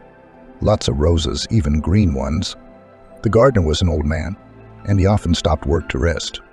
At such times, Maggie would sit beside him, and he would tell her stories. She was especially fond of animal stories because the gardener gave the animals an almost human mind, and ordinary-seeming incidents turned into real tales. A cow and a pig conspiring to go to a faraway land, a dog performing real feats to save his owners. Maggie's eyes lit up. She would never leave Stephen Swan's side. In the long fall and winter evenings, Anastasia taught the girl various magic tricks. Modern people no longer spend time on this. Magic tricks belong in the circus. But Maggie had deft hands and a sharp memory. They started with different card games, like the simplest one, when one person chose a card and returned it to the deck, and the second had to guess what card is conceived. Then Anastasia started to show how to make an object disappear in your hands. There it was, and it's gone. There's the mirror for tricks, too, Maggie asked. You know, the one in the closed room? Sorry, do you know about the crooked mirrors? Anastasia asked. Maggie shook her head. She had not had time to see this generally antiquated amusement. Like all girls, she played dolls, and the simplest games on a tablet. Then I'll show them to you first, Anastasia said, and then we'll talk about what you want to know. From time to time, they made outings. Anastasia realized that it wasn't entirely safe. What if someone she knew asked her about the girl, or if someone from Maggie's former life recognized her? The search for those who had died in the flood had long since ended, and Maggie was numbered among them. If it had turned up otherwise, Anastasia would have gone to jail. It wouldn't have saved her from joining the angels if she hadn't pulled her out of the water. But Anastasia took the risk, and every now and then, of going out on the town with the girl, always away from where she lived, always for a little while.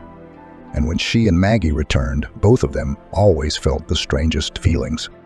When they opened the gate, it was as if they were stepping from the present into a past where roses bloomed and swings swayed quietly, where the fast, nervous 21st century had no entrance. Anastasia drove a machine that was older than herself. But Maggie was cared for like a living thing, and she still lived, and she drove them leisurely to wherever they wanted to go. This time they went to the park. It was not a work of designer art, but an old amusement park in the suburbs, a kind of excursion. Young people, like birds on perches, sat on the backs of benches, putting their feet on the seats. Along the alleys, the kids were taken on a mini steam train with tiny open cars. There were Devil's Wheel and Daisy and Illusion, in which it seemed that you were turning upside down and the ceiling, which should be at the top, was floating under you. The room of crooked mirrors was not popular and was empty. A full-figured woman, the one checking tickets, was bored beside her.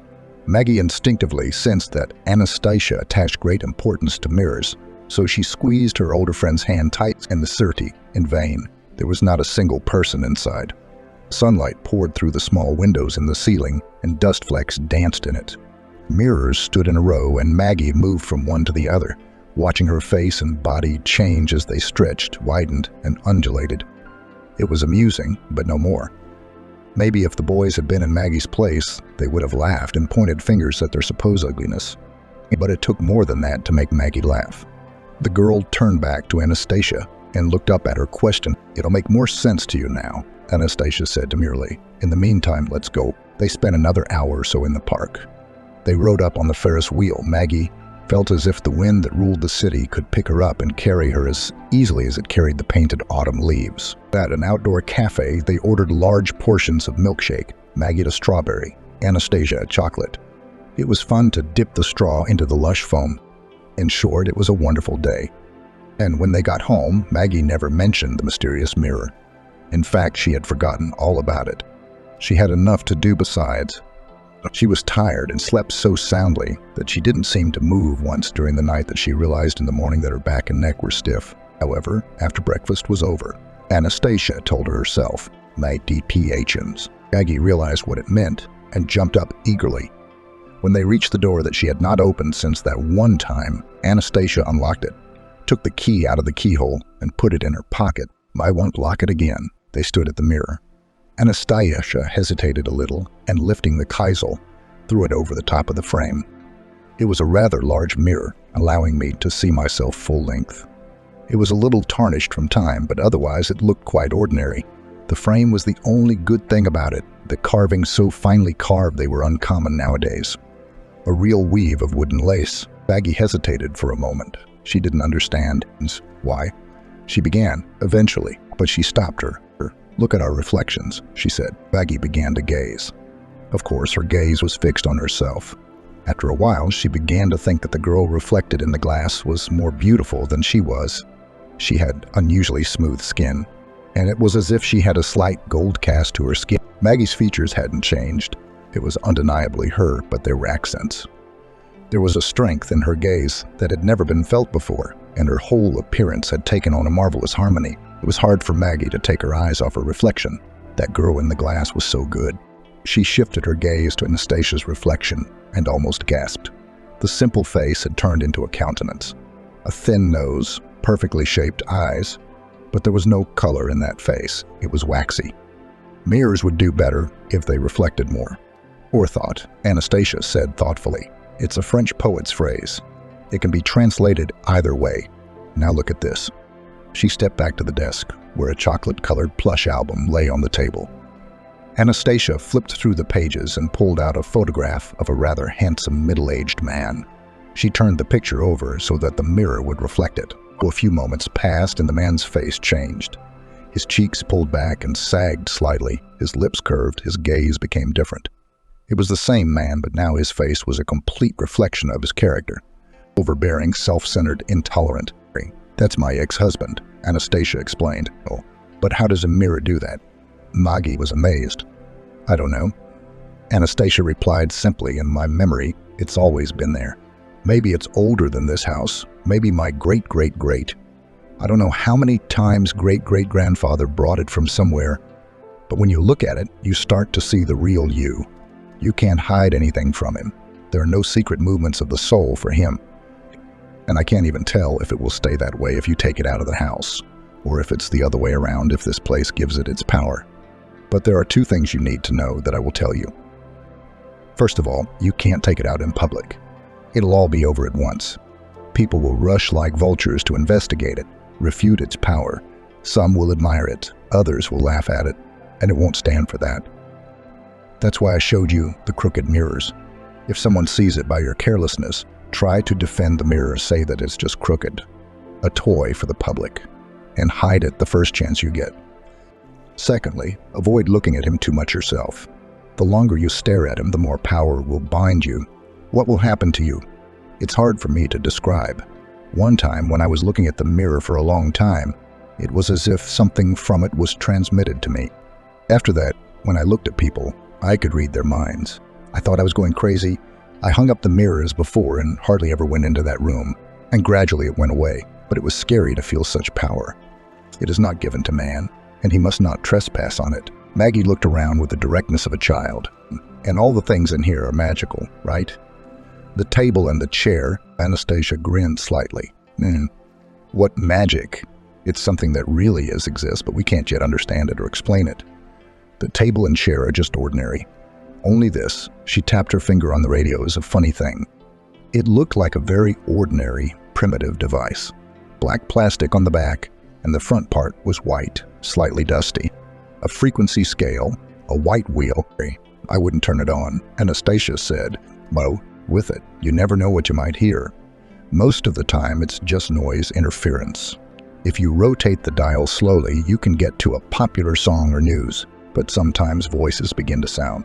Sometimes surprisingly clear, you can even hear the speaker's breathing, as if he approached from the other side and whispers in your ear. Sometimes the voice is distant, and it's not easy to distinguish the words, but it's always people who are no longer in the world.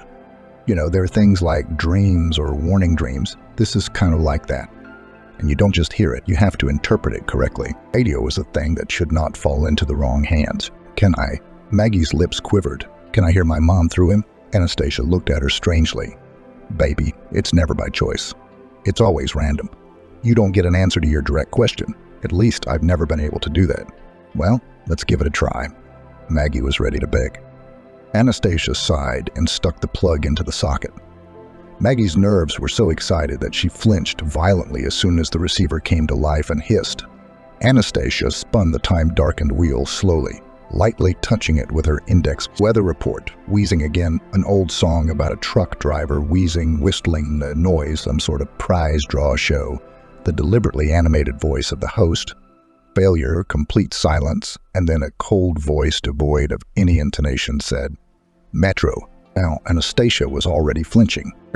I don't think we'll hear anything more today, she said, but Maggie knew she would obey Anastasia and not disturb the mirror again. But if this room was not locked, she would sneak in from time to time and touch the wheel, move it a millimeter at a time, a fraction of a millimeter at a time, hoping that she might hear her own voice, that she might be able to send word, and not once did it happen. At first, Maggie found an opportunity to come here every day, if only for a few minutes.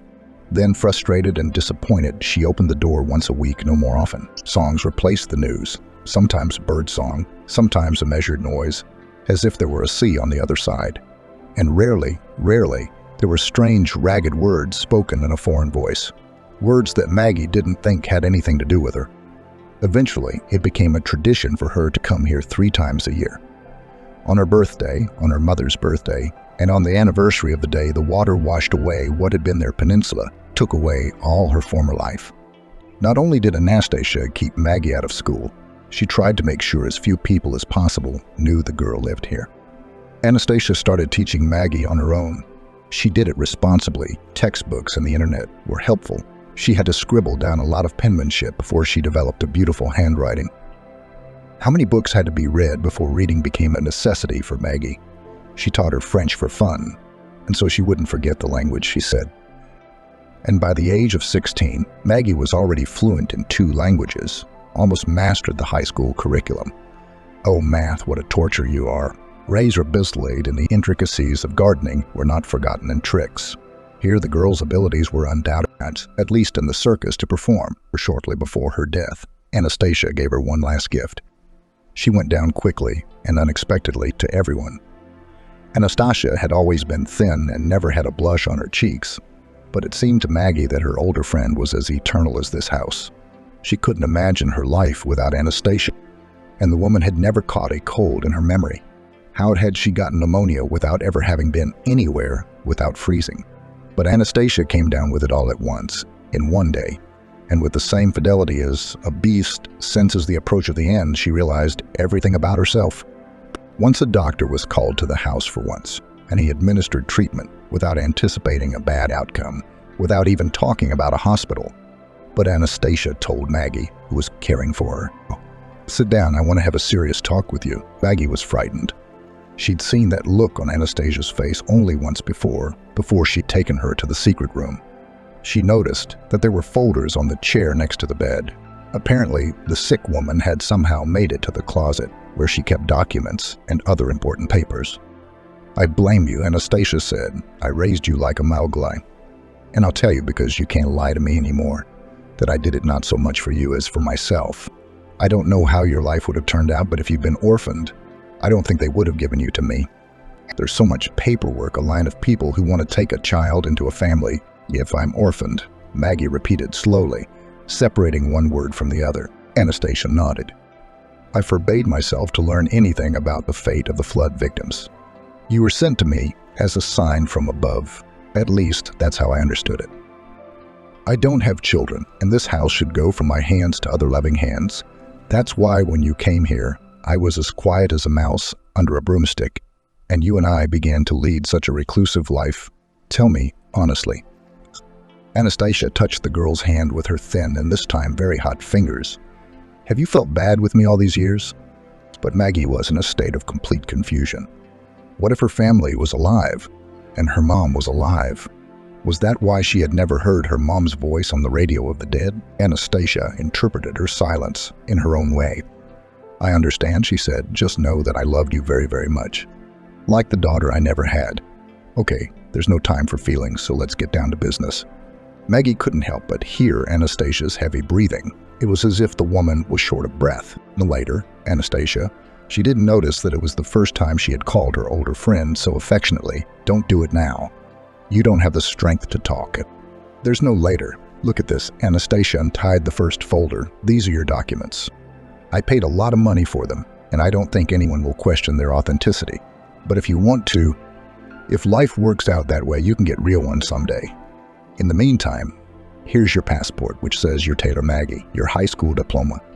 We're almost through high school. In short, these are the first things you'll need. This is my will, and I give you this house. When I die, it will take effect. Next is a bank card. Don't lose it. It's not a fortune, but it's enough to get you by. There's a PIN code written on the envelope. You must memorize it. And this Anastasia put the last folder in Maggie's hands. This is sort of an emergency airfield, the little apartment where I lived before I got married. Now it's yours. In case something happens to the house, they take it away from you, you'll still have a roof over your head. You don't have to take anything from here then, just two things. You know what they are. Anastasia leaned back on the pillows and took a few minutes, covering her eyes, trying to regain her breath. And not to frighten you, but I must tell you about it too. Don't worry about the funeral. Our gardener will take care of everything. Your business is to enter your rights as an heiress as soon as possible. It shouldn't be too difficult. I have no other relatives. For the first time in Maggie's memory, Anastasia was wrong. At first, however, she didn't care about that. Left alone, she felt a real, great grief, perhaps even greater than when she'd lost her mother as a child. Anastasia had been her whole world, and now that world was dead. Maggie really didn't have to worry about anything herself. All the trouble of the funeral was taken care of by others, both the old gardener and the staff of the bureau. The funeral service was held in the farewell hall. Maggie realized that Anastasia didn't want to let any extra people into the house even after she died. There was a tired, stern face in her coffin, and it seemed to Maggie that now Anastasia was listening to someone to them, the living, invisible, and what he was saying she did not like. To the girl's deep sorrow was joined also anxiety. And when Maggie went back to the house where she had spent most of her life, it seemed vast, desolate, and gloomy, a veritable crypt.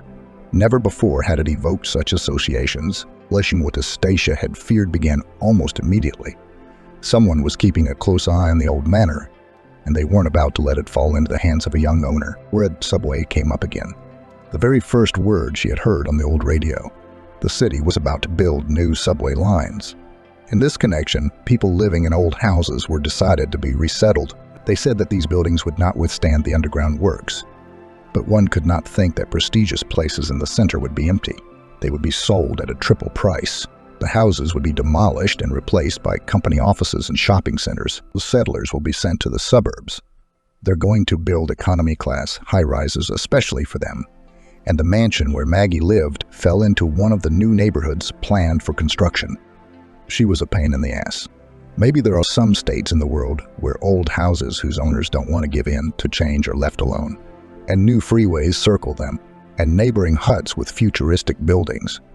But this was clearly not the case here, and Maggie began to receive commissions which could not be prevented the more these people behaved in a hostile manner. And the end of land committee inspector, a skinny tall man with a small bird's head of some kind, told Maggie, "You will be compensated. The cadastral value of this house is not very high." He mentioned a ridiculous amount. "You can, of course, sue, but you will only lose time."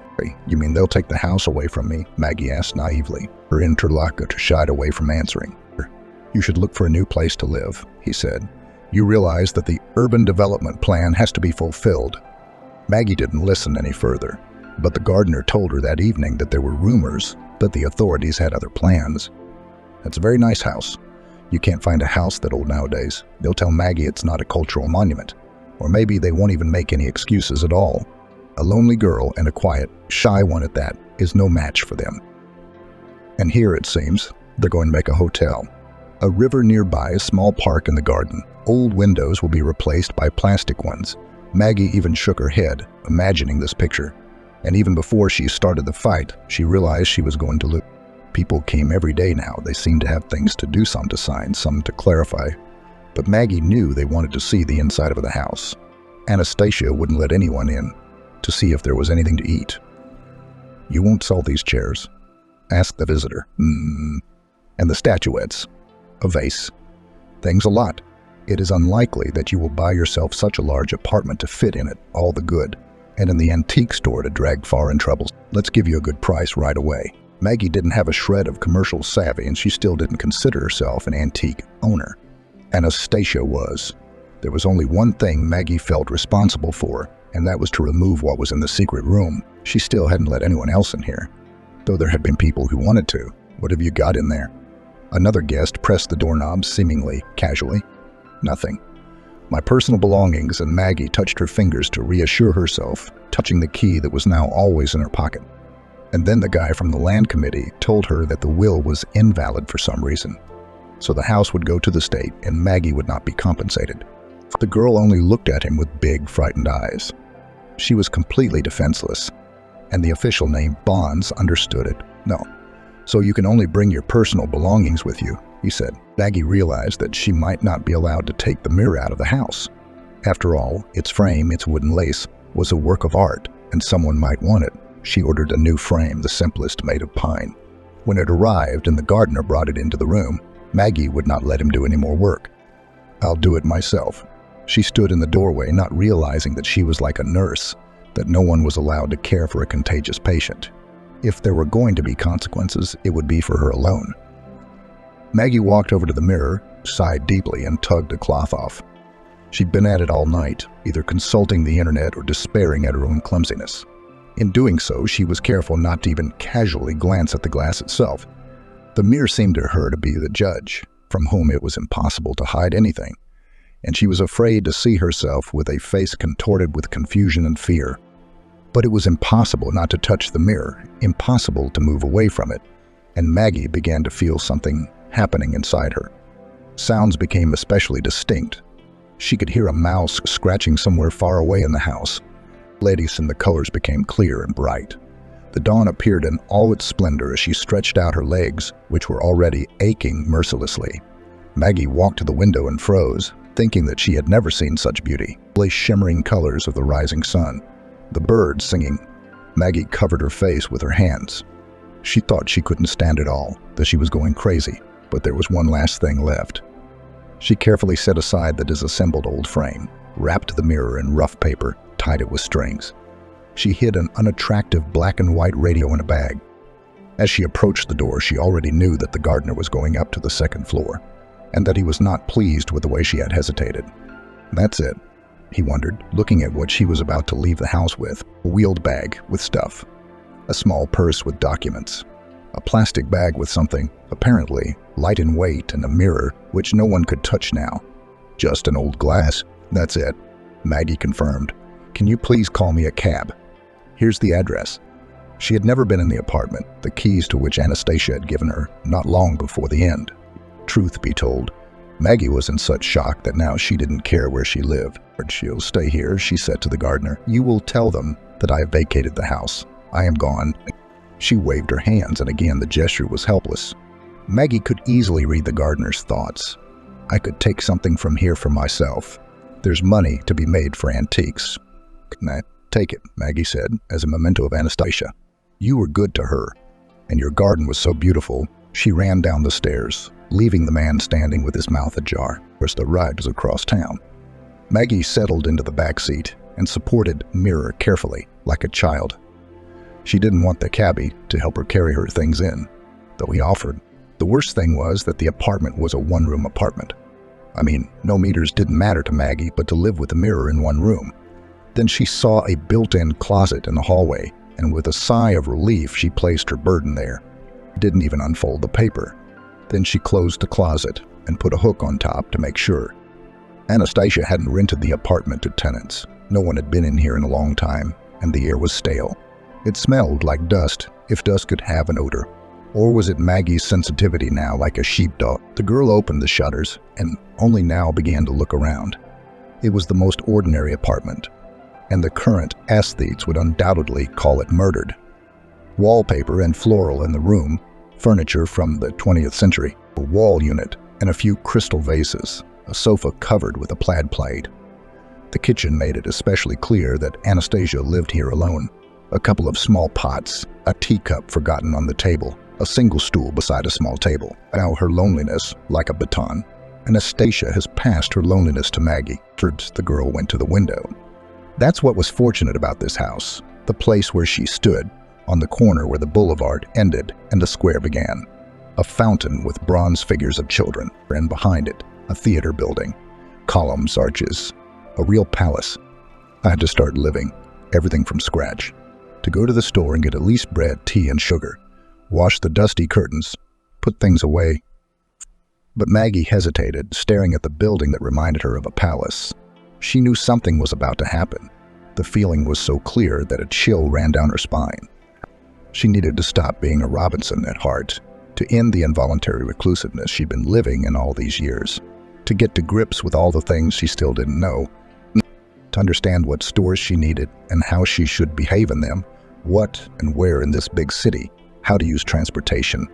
Maggie's situation was worse than that of a foreigner, the one who didn't know the language but understood some general principles, drew parallels. Maggie was perfect, a blank slate, and she didn't have a single familiar soul in this city, only scrappy, vague memories from her childhood of what and how things should be. For she had been very young then, she had just turned 6. Her first forays into the world had been closer to traveling to another planet than walking around town. She found a bakery on the first floor of her house, and that's where she went. Not knowing the value of money, she always bought very sparingly, but there were days when she made do with bread and milk. At moments when she was worried, her appetite was turned off completely, and now she was always shivering because of the abundance of new impressions that life had prepared for her. But almost every evening she found an opportunity to sit by the window. At 7 o'clock the play began in the theater, and on the eve of the performance, cars would arrive. Dressed-up people would rush to the entrance and climb the steps. Maggie had never been to church, but something similar, reverent, she felt, emanated from this palace. And the expression Temple of Art was unfamiliar to her. And yet, unable to resist what was urging her to go there, she bought the ticket. It was imperative that she should go in with the others. She had not much in the way of outfits. In fact, these modest things could not be called outfits, except for a black silk dress which she rarely wore, and which looked newer than the others. The last time Maggie had worn it had been to Anastasia's funeral. As she arranged her hair into a simple style, she hesitated for a few moments. There was only one mirror in her apartment, a small one in the bathroom. The only thing she could see in it was her face, and even then in the dim light, and she needed to know what she was like. And Maggie knew who would tell her the truth. She went to the mirror, whose silent presence she had always felt, and lifted the tulle she had draped over it. A thin, almost ethereal girl stared at her inquisitively. She looked like an illustration in a book. The big eyes and the hands, the outline of the head, the neck, exactly like a graphic. Maggie sighed, both convulsed and relieved. She realized why the mirror saw her that way. Subconsciously, she feared that grief, confusion, helplessness had disfigured her soul. She'd already realized by now that it was the soul that the glass reflected. But no, she had not yet found herself in the world, absorbing what she saw, forgetting herself. And the mirror made her look like that, like a stroke of a pen had drawn her now, and still she was good. A quarter of an hour before the performance began, she walked through the doors of the theater, immediately joining the stream of spectators.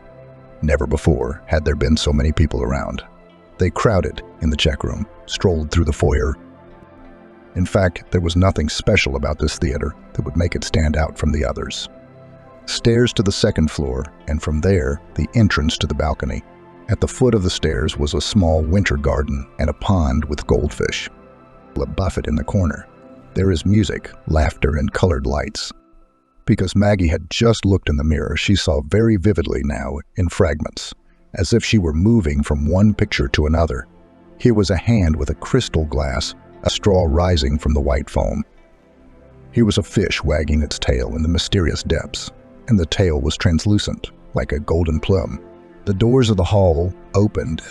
Everything was full of expectation, premonition. Maggie entered timidly, as if she was not sure whether she had the right. The place where the miracle would be performed, she felt it. But it was impossible to fully immerse herself in this impression. She had to find her row, her place. Finally, she sank down into the red velvet chair and froze, hardly breathing. The performance made an overwhelming impression on her. It must have been a long time since anyone cried at an old operetta. Silva had been in this theater for years. But Maggie was mesmerized by the music. Tears came to her eyes, and she was sitting near the stage.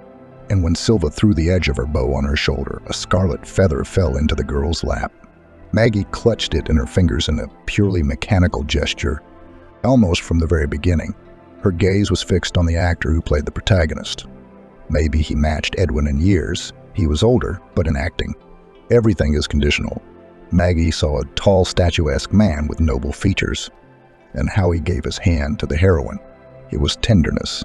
To the fingertips, the tenderness that makes the heart stop. Maggie had a bad realization that the play was over and she had to go home.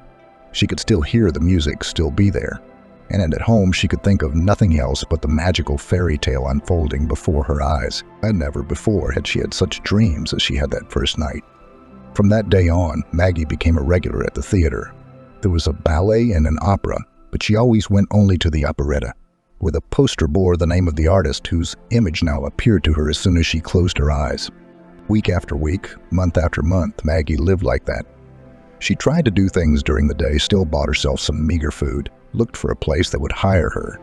But things didn't work out, and the people who refused Maggie were understandable.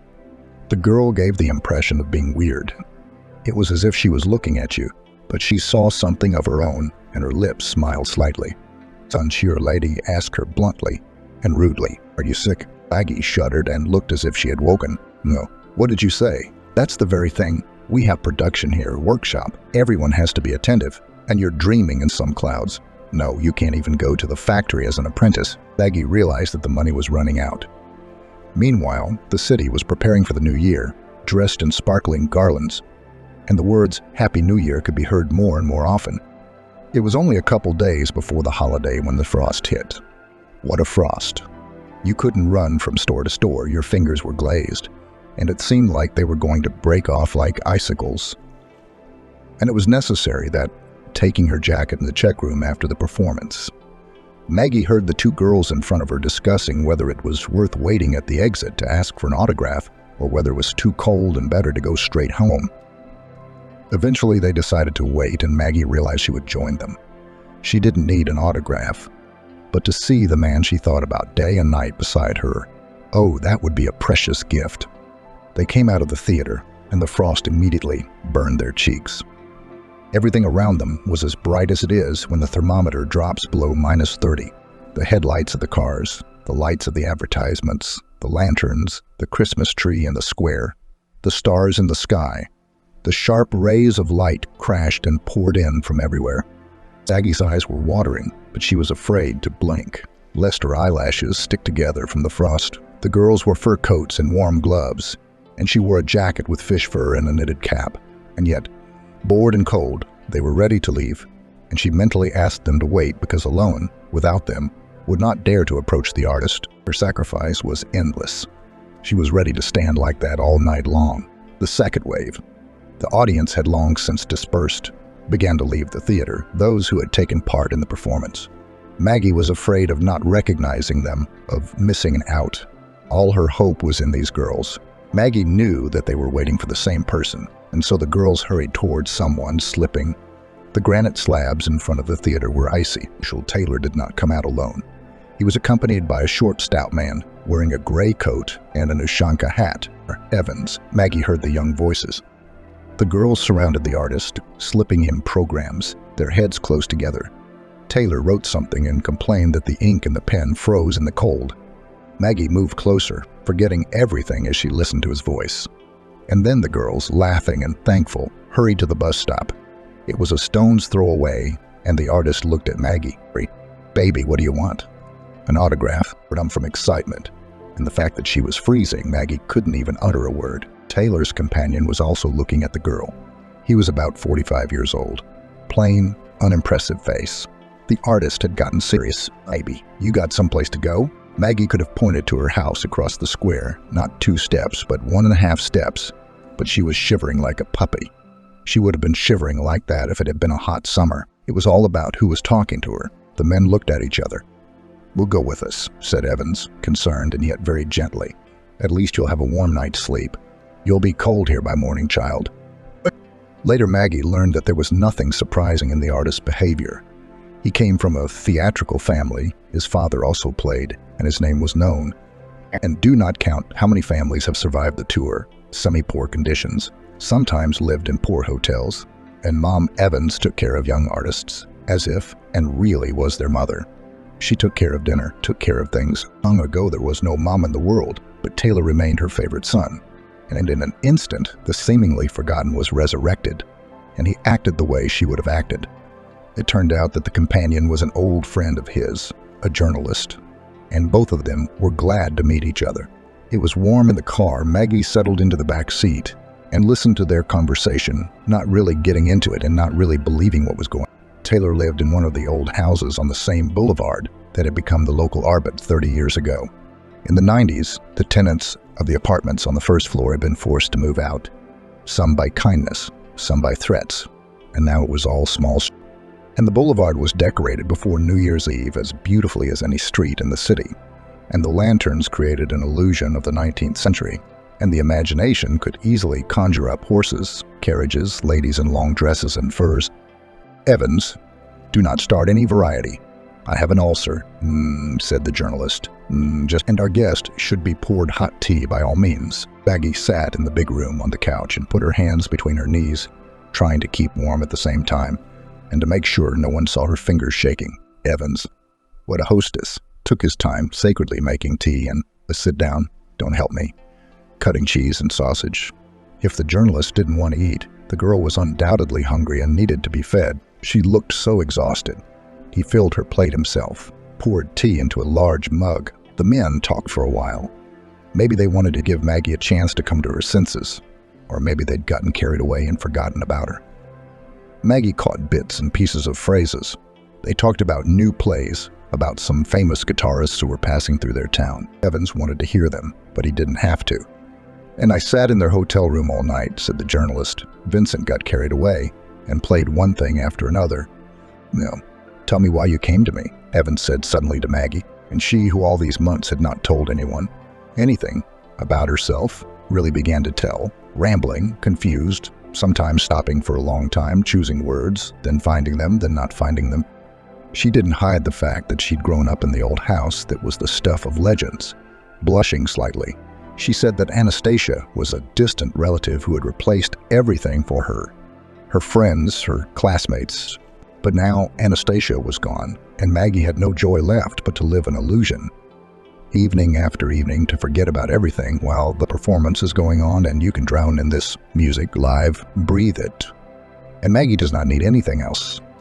Well, and she has no work yet, although it was not worth mentioning it at all. It is only hers, Maggie's problems. When she stopped talking, Taylor looked at his friend, a movement of his eyebrows. What's up, Thomas? You know what occurred to me. Even said my sister-in-law and I don't get along very well, but as they say, we observe politeness. We try to do each other favors. She has her own beauty salon, and there, as far as I know, there's a turnover. It's not about the salary. The lady's character is very bitchy. But for the first time, don't you want to try?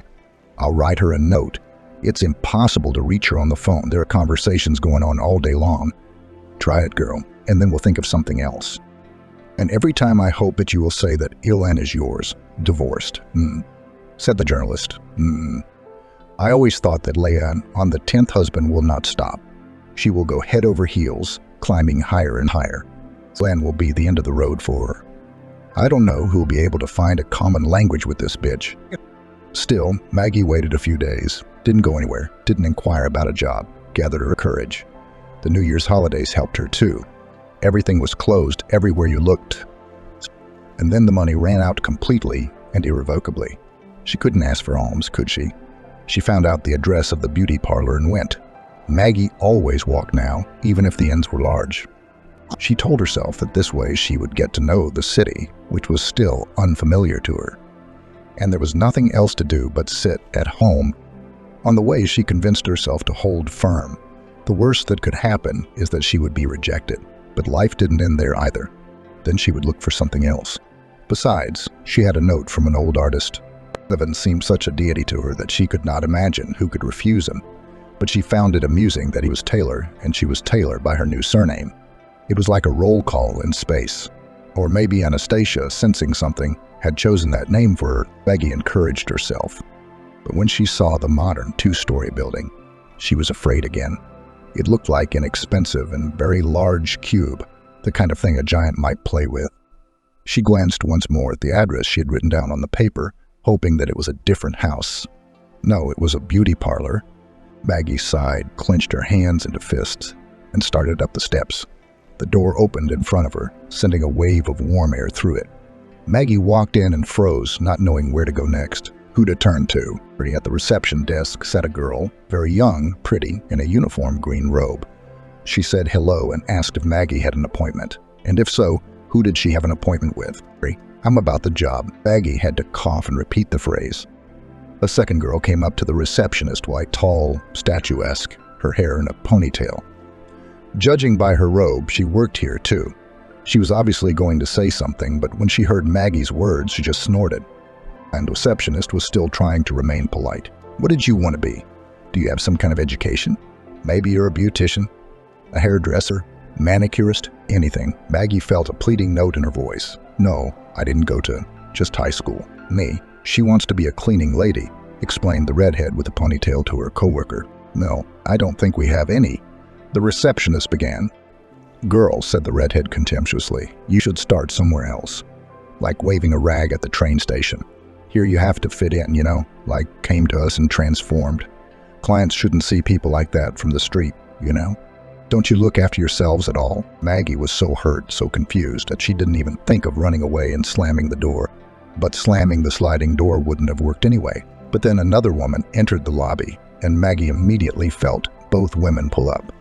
It was impossible to ignore her, and Maggie couldn't take her eyes off her for a few seconds either. The woman was young, short in stature, but with a regal posture. Her black dress emphasized the whiteness of her skin, and her hair, also black, fell in waves over her shoulders. Her lips, painted with bright red lipstick, were striking. The woman looked like an actress from an old movie. Or maybe she was just looking like Dita Von Teese. Island Bush, the redhead with the ponytail, began. Maggie realized that before her was the owner of the salon, the same Leia with a bitchy character. The girls obviously wanted the scene with Maggie did not attract the attention of the boss, but she was already looking at Maggie and raised her thin eyebrows, waiting for an explanation. Maggie didn't have to look for the note, all the while clutching it in her pocket. And this is probably for you. She held out a piece of paper. Island Bush unfolded the piece of paper, took one look at it. Her expression didn't change, and she seemed to make decisions quickly. Now you going to be a cleaner? She asked.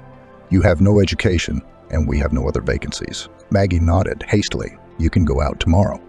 At 8 o'clock, you'll come with your documents to Kate. She nodded at the receptionist. She'll show you what to do. Aileen Bush crossed the lobby with a swift step. There was business waiting for her somewhere out there in the parlor offices. The girls were silent. Maggie nodded awkwardly at them, but there was still silence in the hall when she went outside. It is wrong to think that the work of a cleaner is the easiest. Anyone can do it, and that it doesn't take much skill to wag a rag. In the first days, Maggie was afraid that she would be kicked out with a bang. There was so much to remember, so many little things not to miss. After all, she had seen all these jars with cleaning and disinfecting agents for the first time, and now every day she had to do like a general cleaning in offices, halls, toilets, and not a speck of dust, not a speck of dust. Perhaps she worked harder than she really needed to. She stayed when everyone had long since gone home, and before she left, she would go over the surfaces with a white handkerchief to see if it was clean. One time she was even pitted by an elderly security guard. You live far away, he told her. Where are you going to go across town now? You don't have money for a cab yet, I know. Lie down here on any sofa and sleep till morning. But Maggie looked at him with such frightened eyes that he just waved his hand and said, do as you please. And she was afraid of any arbitrariness, any violation of the rules, in case she was about to be pointed at the door. She saw her first job as the only one in the world. She had no idea where she would go if she was chased out of here. The salon soon stopped noticing her. She was so mute, wouldn't say a word. She never objects to anyone. She nods and does as she's told. Girls, we have a cleaner, some kind of patient, Nora. W.I. said to her coworker's red-haired Laura. Well, the one from the fairy tale about Morozko. She's actually Maggie, the hairdresser objected. Well then, Maggie's patient. Before her, it seems. No one here with a mop and a rag could hold out for long. The salary is 3 pennies, but our Loca asks for a lot. Let's see how long this one lasts. However, Laura immediately forgot about the cleaning lady. In her opinion, she was not worth even a mop. Maggie kept her eyes on her. She especially liked to watch the makeup artist at work, though she only did it surreptitiously. Sometimes, as Maggie walked by, an unassuming middle-aged woman would sit in the chair. And then Maggie would meet her in the lobby when the client was getting dressed, and the girl couldn't help but notice how much better looking she was, as if she had partially regained her younger years. And there was a sparkle in her eyes, and one day Maggie couldn't take it anymore.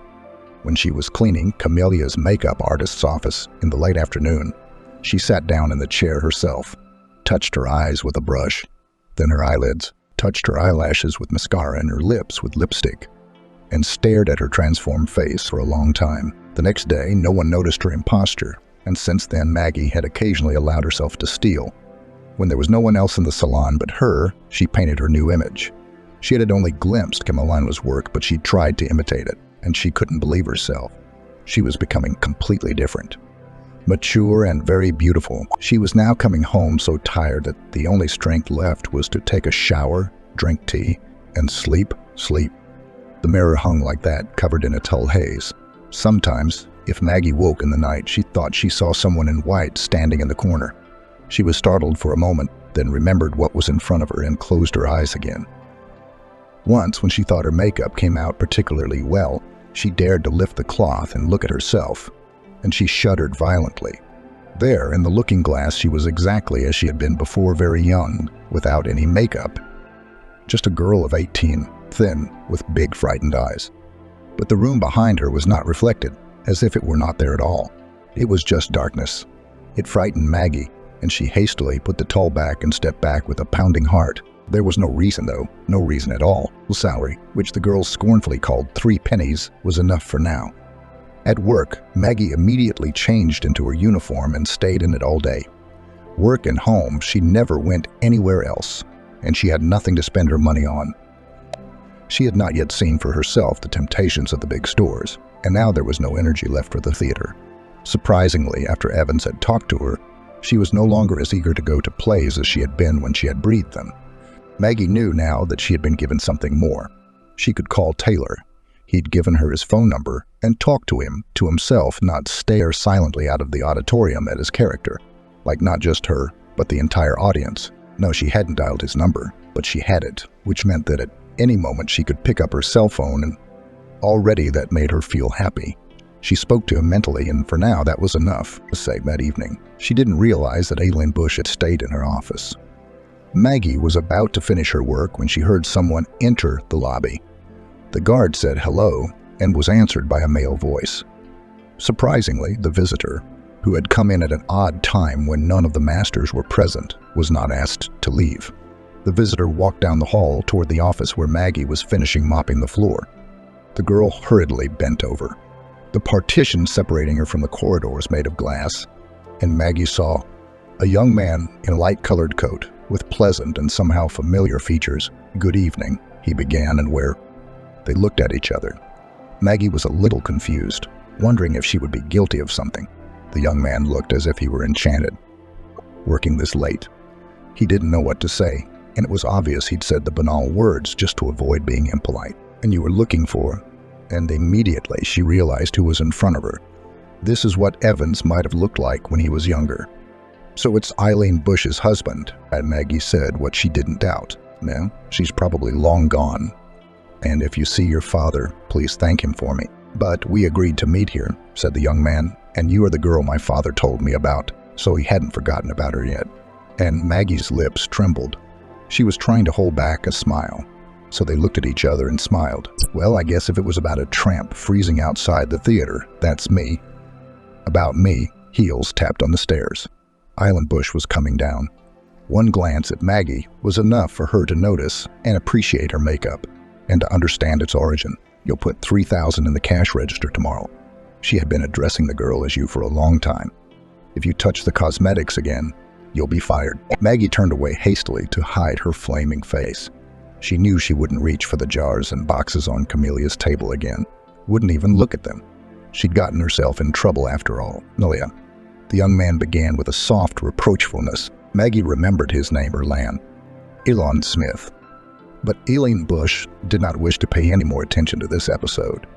She talked about her own business, about some accounts, and was the first to head for the door.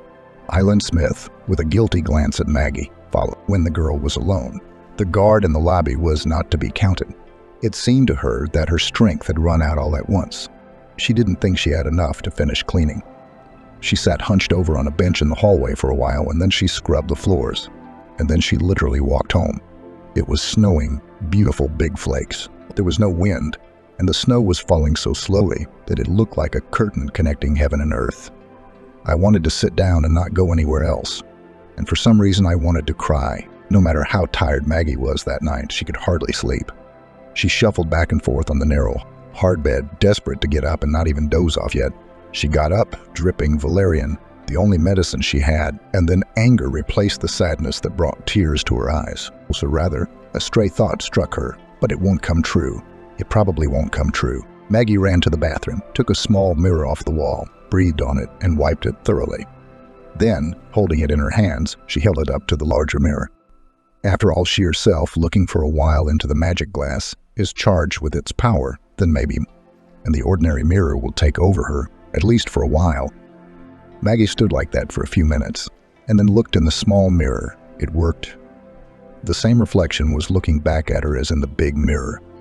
Maggie knew that soon enough it would all be over, that the cheap glass would be left to itself. But she hoped what she had planned would succeed. And who would be able to expose her in that case? That evening, as she finished her work, Maggie didn't think about the makeup or camellia. None of it interested her anymore. She left the landlady's office for last.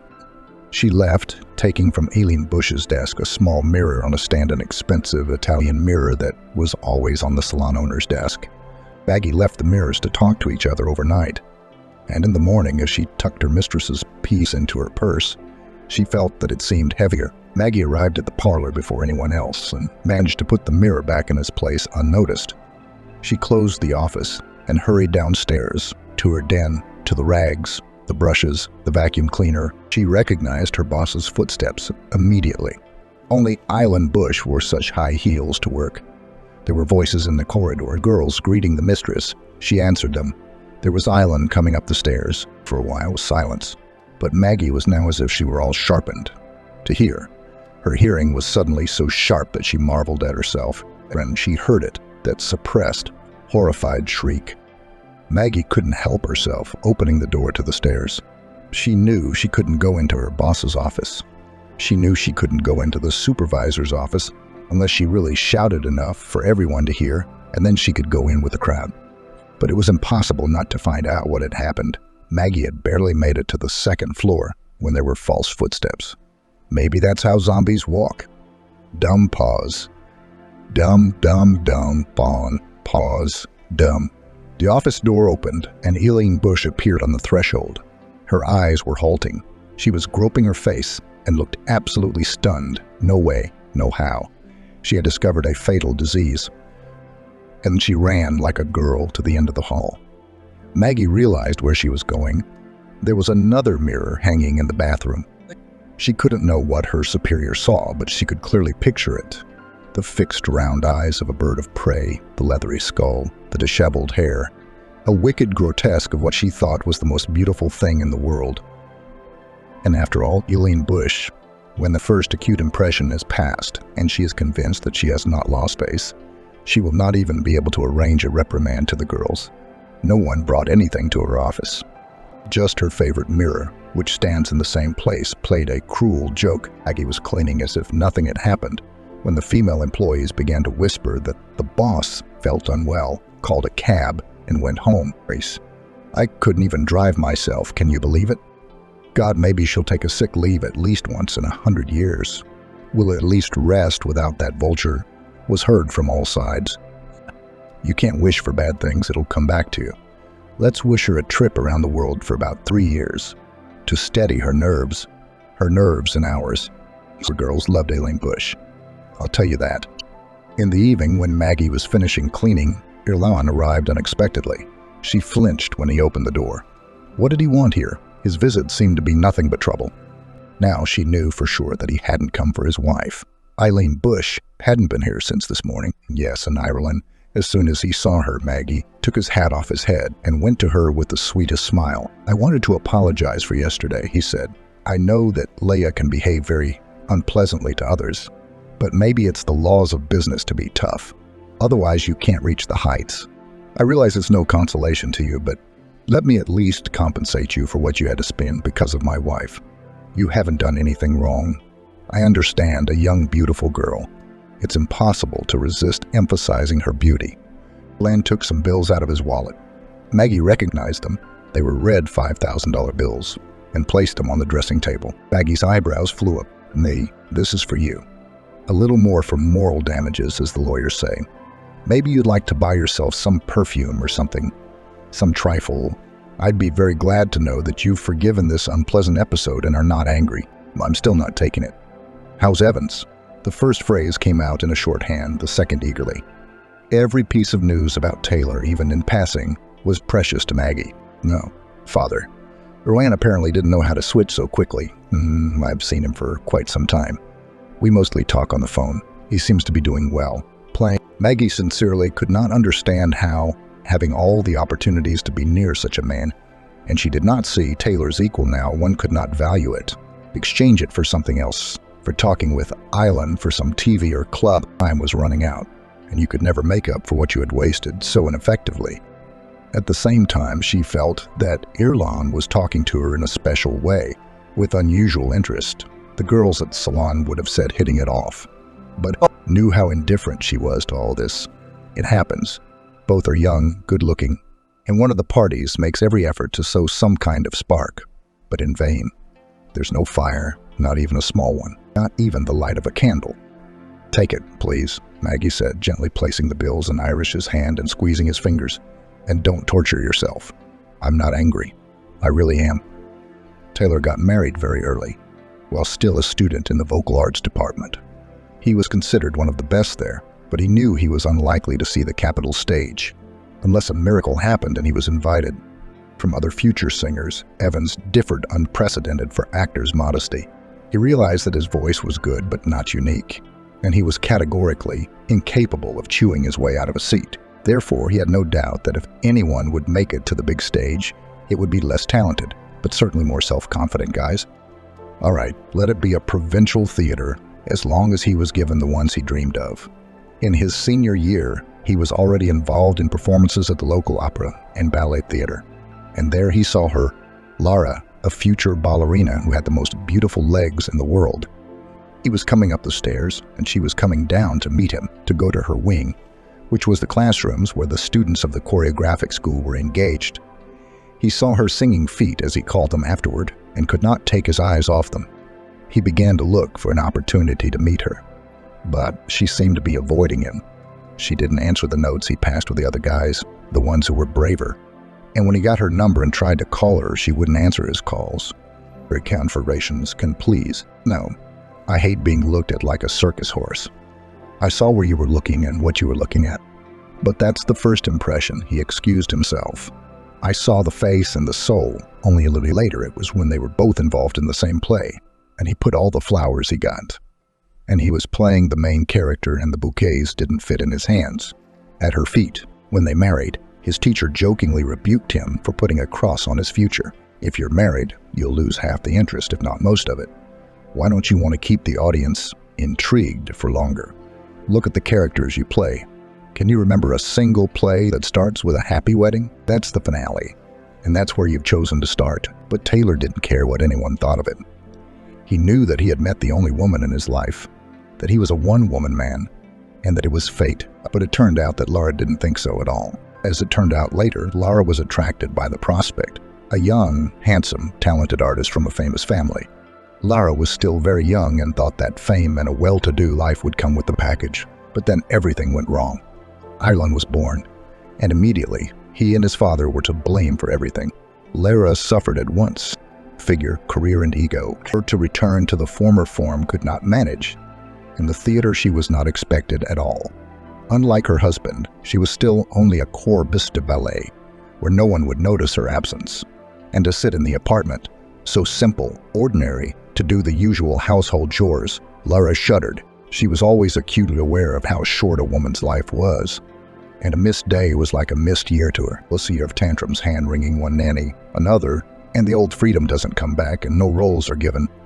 And how sickening it is to stand over pots and take up the mop. Eventually, Laura ran away.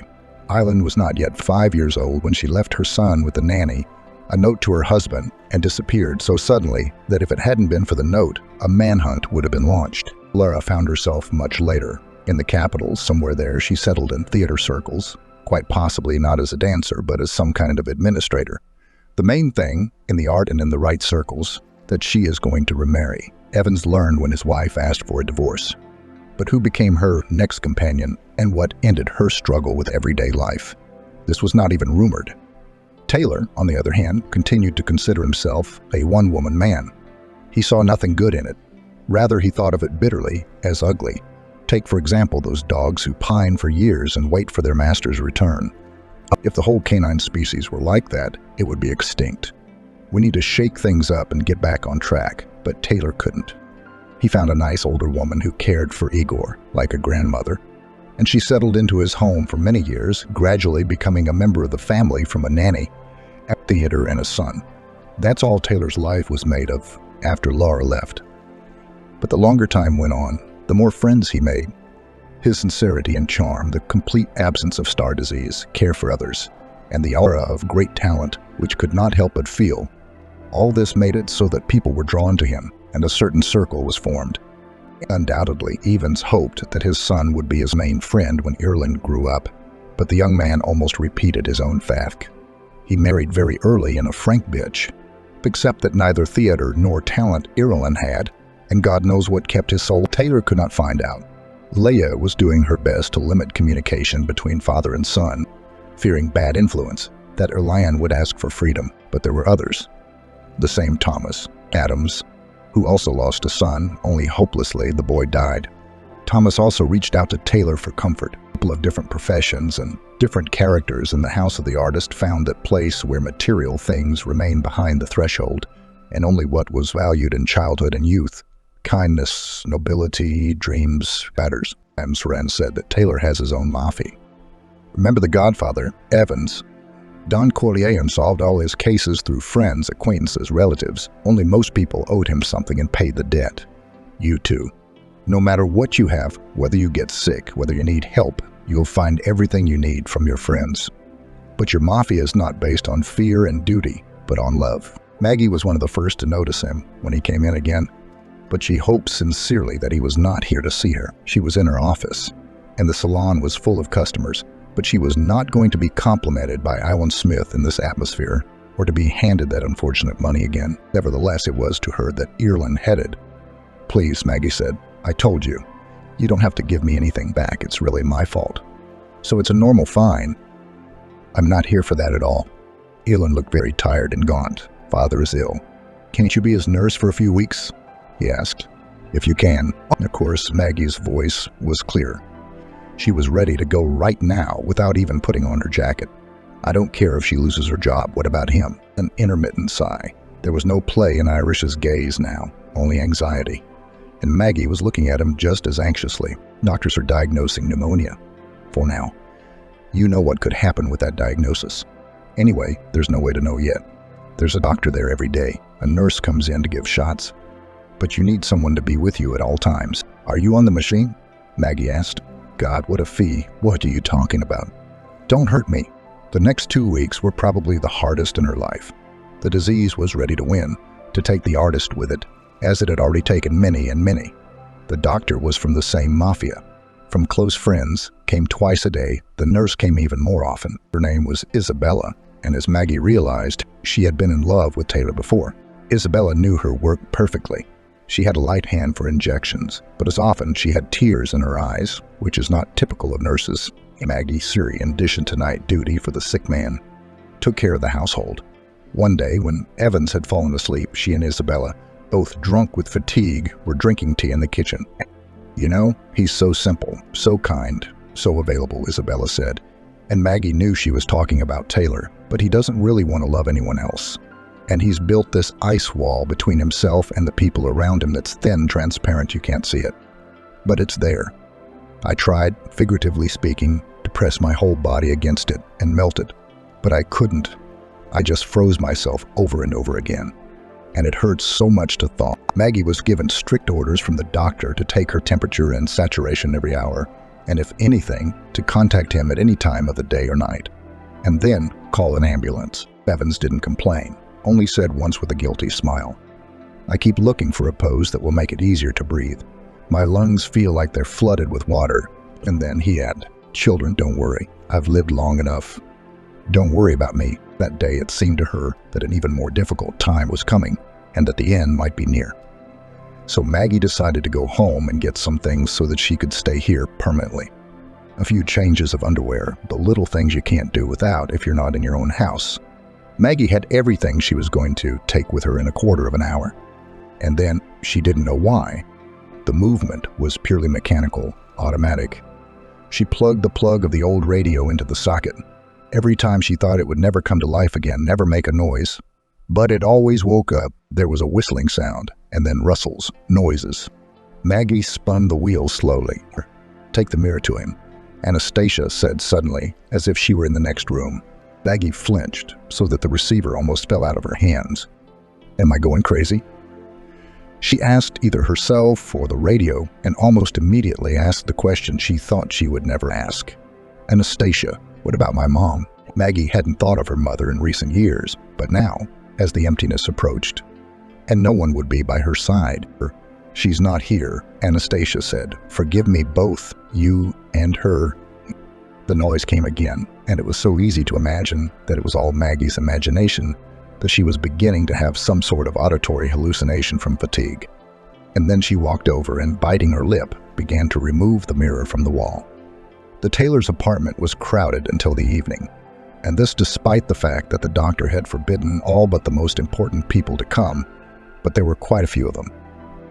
Besides his son, whose place was in any case here, there was Isabella, and also that partner who had sung with Evans for many years, and Thomas, who could not be excluded. But few people went into the room of the sick man himself. They crowded into the other rooms and into the kitchen, making tea and coffee, talking quietly. Everyone is surely waiting to say goodbye. Maggie's heart broke. But the sick man was dozing all the time. He didn't call out to anyone. Finally, near midnight, Maggie was the only one left in the house besides Evans. Usually this time was the most precious to the girl, but it was also the most difficult. She alone was responsible for anything that happened to Taylor during these hours. The sick man was half sitting up, covered with pillows, breathing hard, but each time he asked Maggie not to sit beside him, but to go to bed. "Put my tea on the table and go," he pleaded. "I promise. If anything, I'll call." He's not strong enough to call, Maggie used to think, but he's delicate enough. He'll try to go to the afterlife quietly, so as not to disturb anyone. And she distracted Taylor as much as she could, asked him about plays, about roles, about familiar artists. But often, when he enthusiastically began to tell, she noticed that he was choking, and then began to talk about anything herself, as long as he didn't chase her away. But presently she brought him tea, and immediately went out and returned, carrying back the heavy thing. "No, what is it?" Evans asked quietly. The disease wouldn't let him speak any louder. "Mirror, look at yourself. You want to show me how sick and ugly I've gotten." Taylor stroked her arm with dry, hot fingers. "Maggie, I already know. Don't, really. You were welcome." Never had such a pleading tone been in her voice. And he looked. There was silence. Maggie looked not at the mirror, but at Evans. At first his face became more and more stern even. It was the way one might look at an approaching storm, at an enemy on the offensive, and at the last line beyond which was eternity. Then his expression changed now. Evans looked as if he was eagerly waiting for the judge to pronounce a verdict or acquittal. And finally, tears came to his eyes. Then Maggie stepped back and looked too. He was very young there. That Taylor remained a child at heart, she knew. But now it was confirmed. Maybe only a little older than she was, about 25 years old, but no more. Not a king, but a prince. And yet, it was undeniably him, impossible not to recognize, and his gaze was both trusting and wise and something else. It was as if he knew everything, as if he'd been where Anastasia was now. Evans sighed convulsively, but as deeply as if the air had finally broken through his chest. "I'm out of breath," he said, not believing himself, "but I can't be like this. If I am like this, then all of life is justified. It means that in what I've experienced, I've kept my soul. Maggie cried, covering her face with her hands. She felt as if she were the one who had been pardoned. No, Thomas, Evans said. I'm done with the stage. After what I've been through, I'm tired and out of breath. But that's not the point. I still want to live, all my life in art, in the realm of shadows, in imaginary images. And life slipped through my fingers. Now, as long as I am destined there, I want to go out on the grass in the morning to walk barefoot on it. I want to plant a garden, damn it. I want to go to the sea, not during the time free from touring, but when I want to see it. That's quite a gift you've given yourself, Adam said. They walked slowly, turning from one garden path to another. Evans had sold his luxurious bar apartment, withdrawn his savings from the bank, and bought the old house. It's not a gift for me, Taylor said seriously, or rather, it's not just for me. It's primarily for her. Maggie was in the house, fiddling with dinner. And of course, nothing will change for you, Evans went on. All my friends can come to see me whenever they like, as long as they like. We'll have a table here in the garden, under the awning. Oh, what evenings we'll have. I think the house has learned a lot, too, in the time it's been in other people's hands. It won't be so unsociable now. You look a lot younger than you used to, Adams looked at his friend, and an involuntary smile touched his lips. We were scared for you back then. But it turns out your illness has done you good. Taylor patted him on the shoulder. They were silent for a moment. Now I'm waiting. Evans couldn't procrastinate any longer. Did you find her? Yes, the journalist took a piece of paper out of his pocket and handed it to him. Maggie's mother's alive. She moved to a neighboring town, probably didn't want to see a place where everything reminded her of. She never married again, no children, work and home, lives pretty much reclusive. Here's her address and phone number, of course. I didn't tell her myself. That's between you and Maggie. I should probably be the first one to call, Evans said worriedly. It would be too much of a shock if she heard her daughter's voice right away. And Maggie should be careful because she doesn't know yet either. Of course you don't die of joy, but if she could die, it was when we were all afraid for you. Do you remember what she was like then? She was black all over. Now I regret turning down the hospital, and she saw the whole thing. I should have gone in there behind closed doors, but then she wouldn't have saved you, Adam said simply. So this whole chain, the whole thing, since that terrible flood, not one link in it was random, as nothing is random or meaningless. Maggie's voice came from inside the house. Now that she could breathe easier, she made coffee and hummed something simple, because she knew the old house wanted to hear living voices.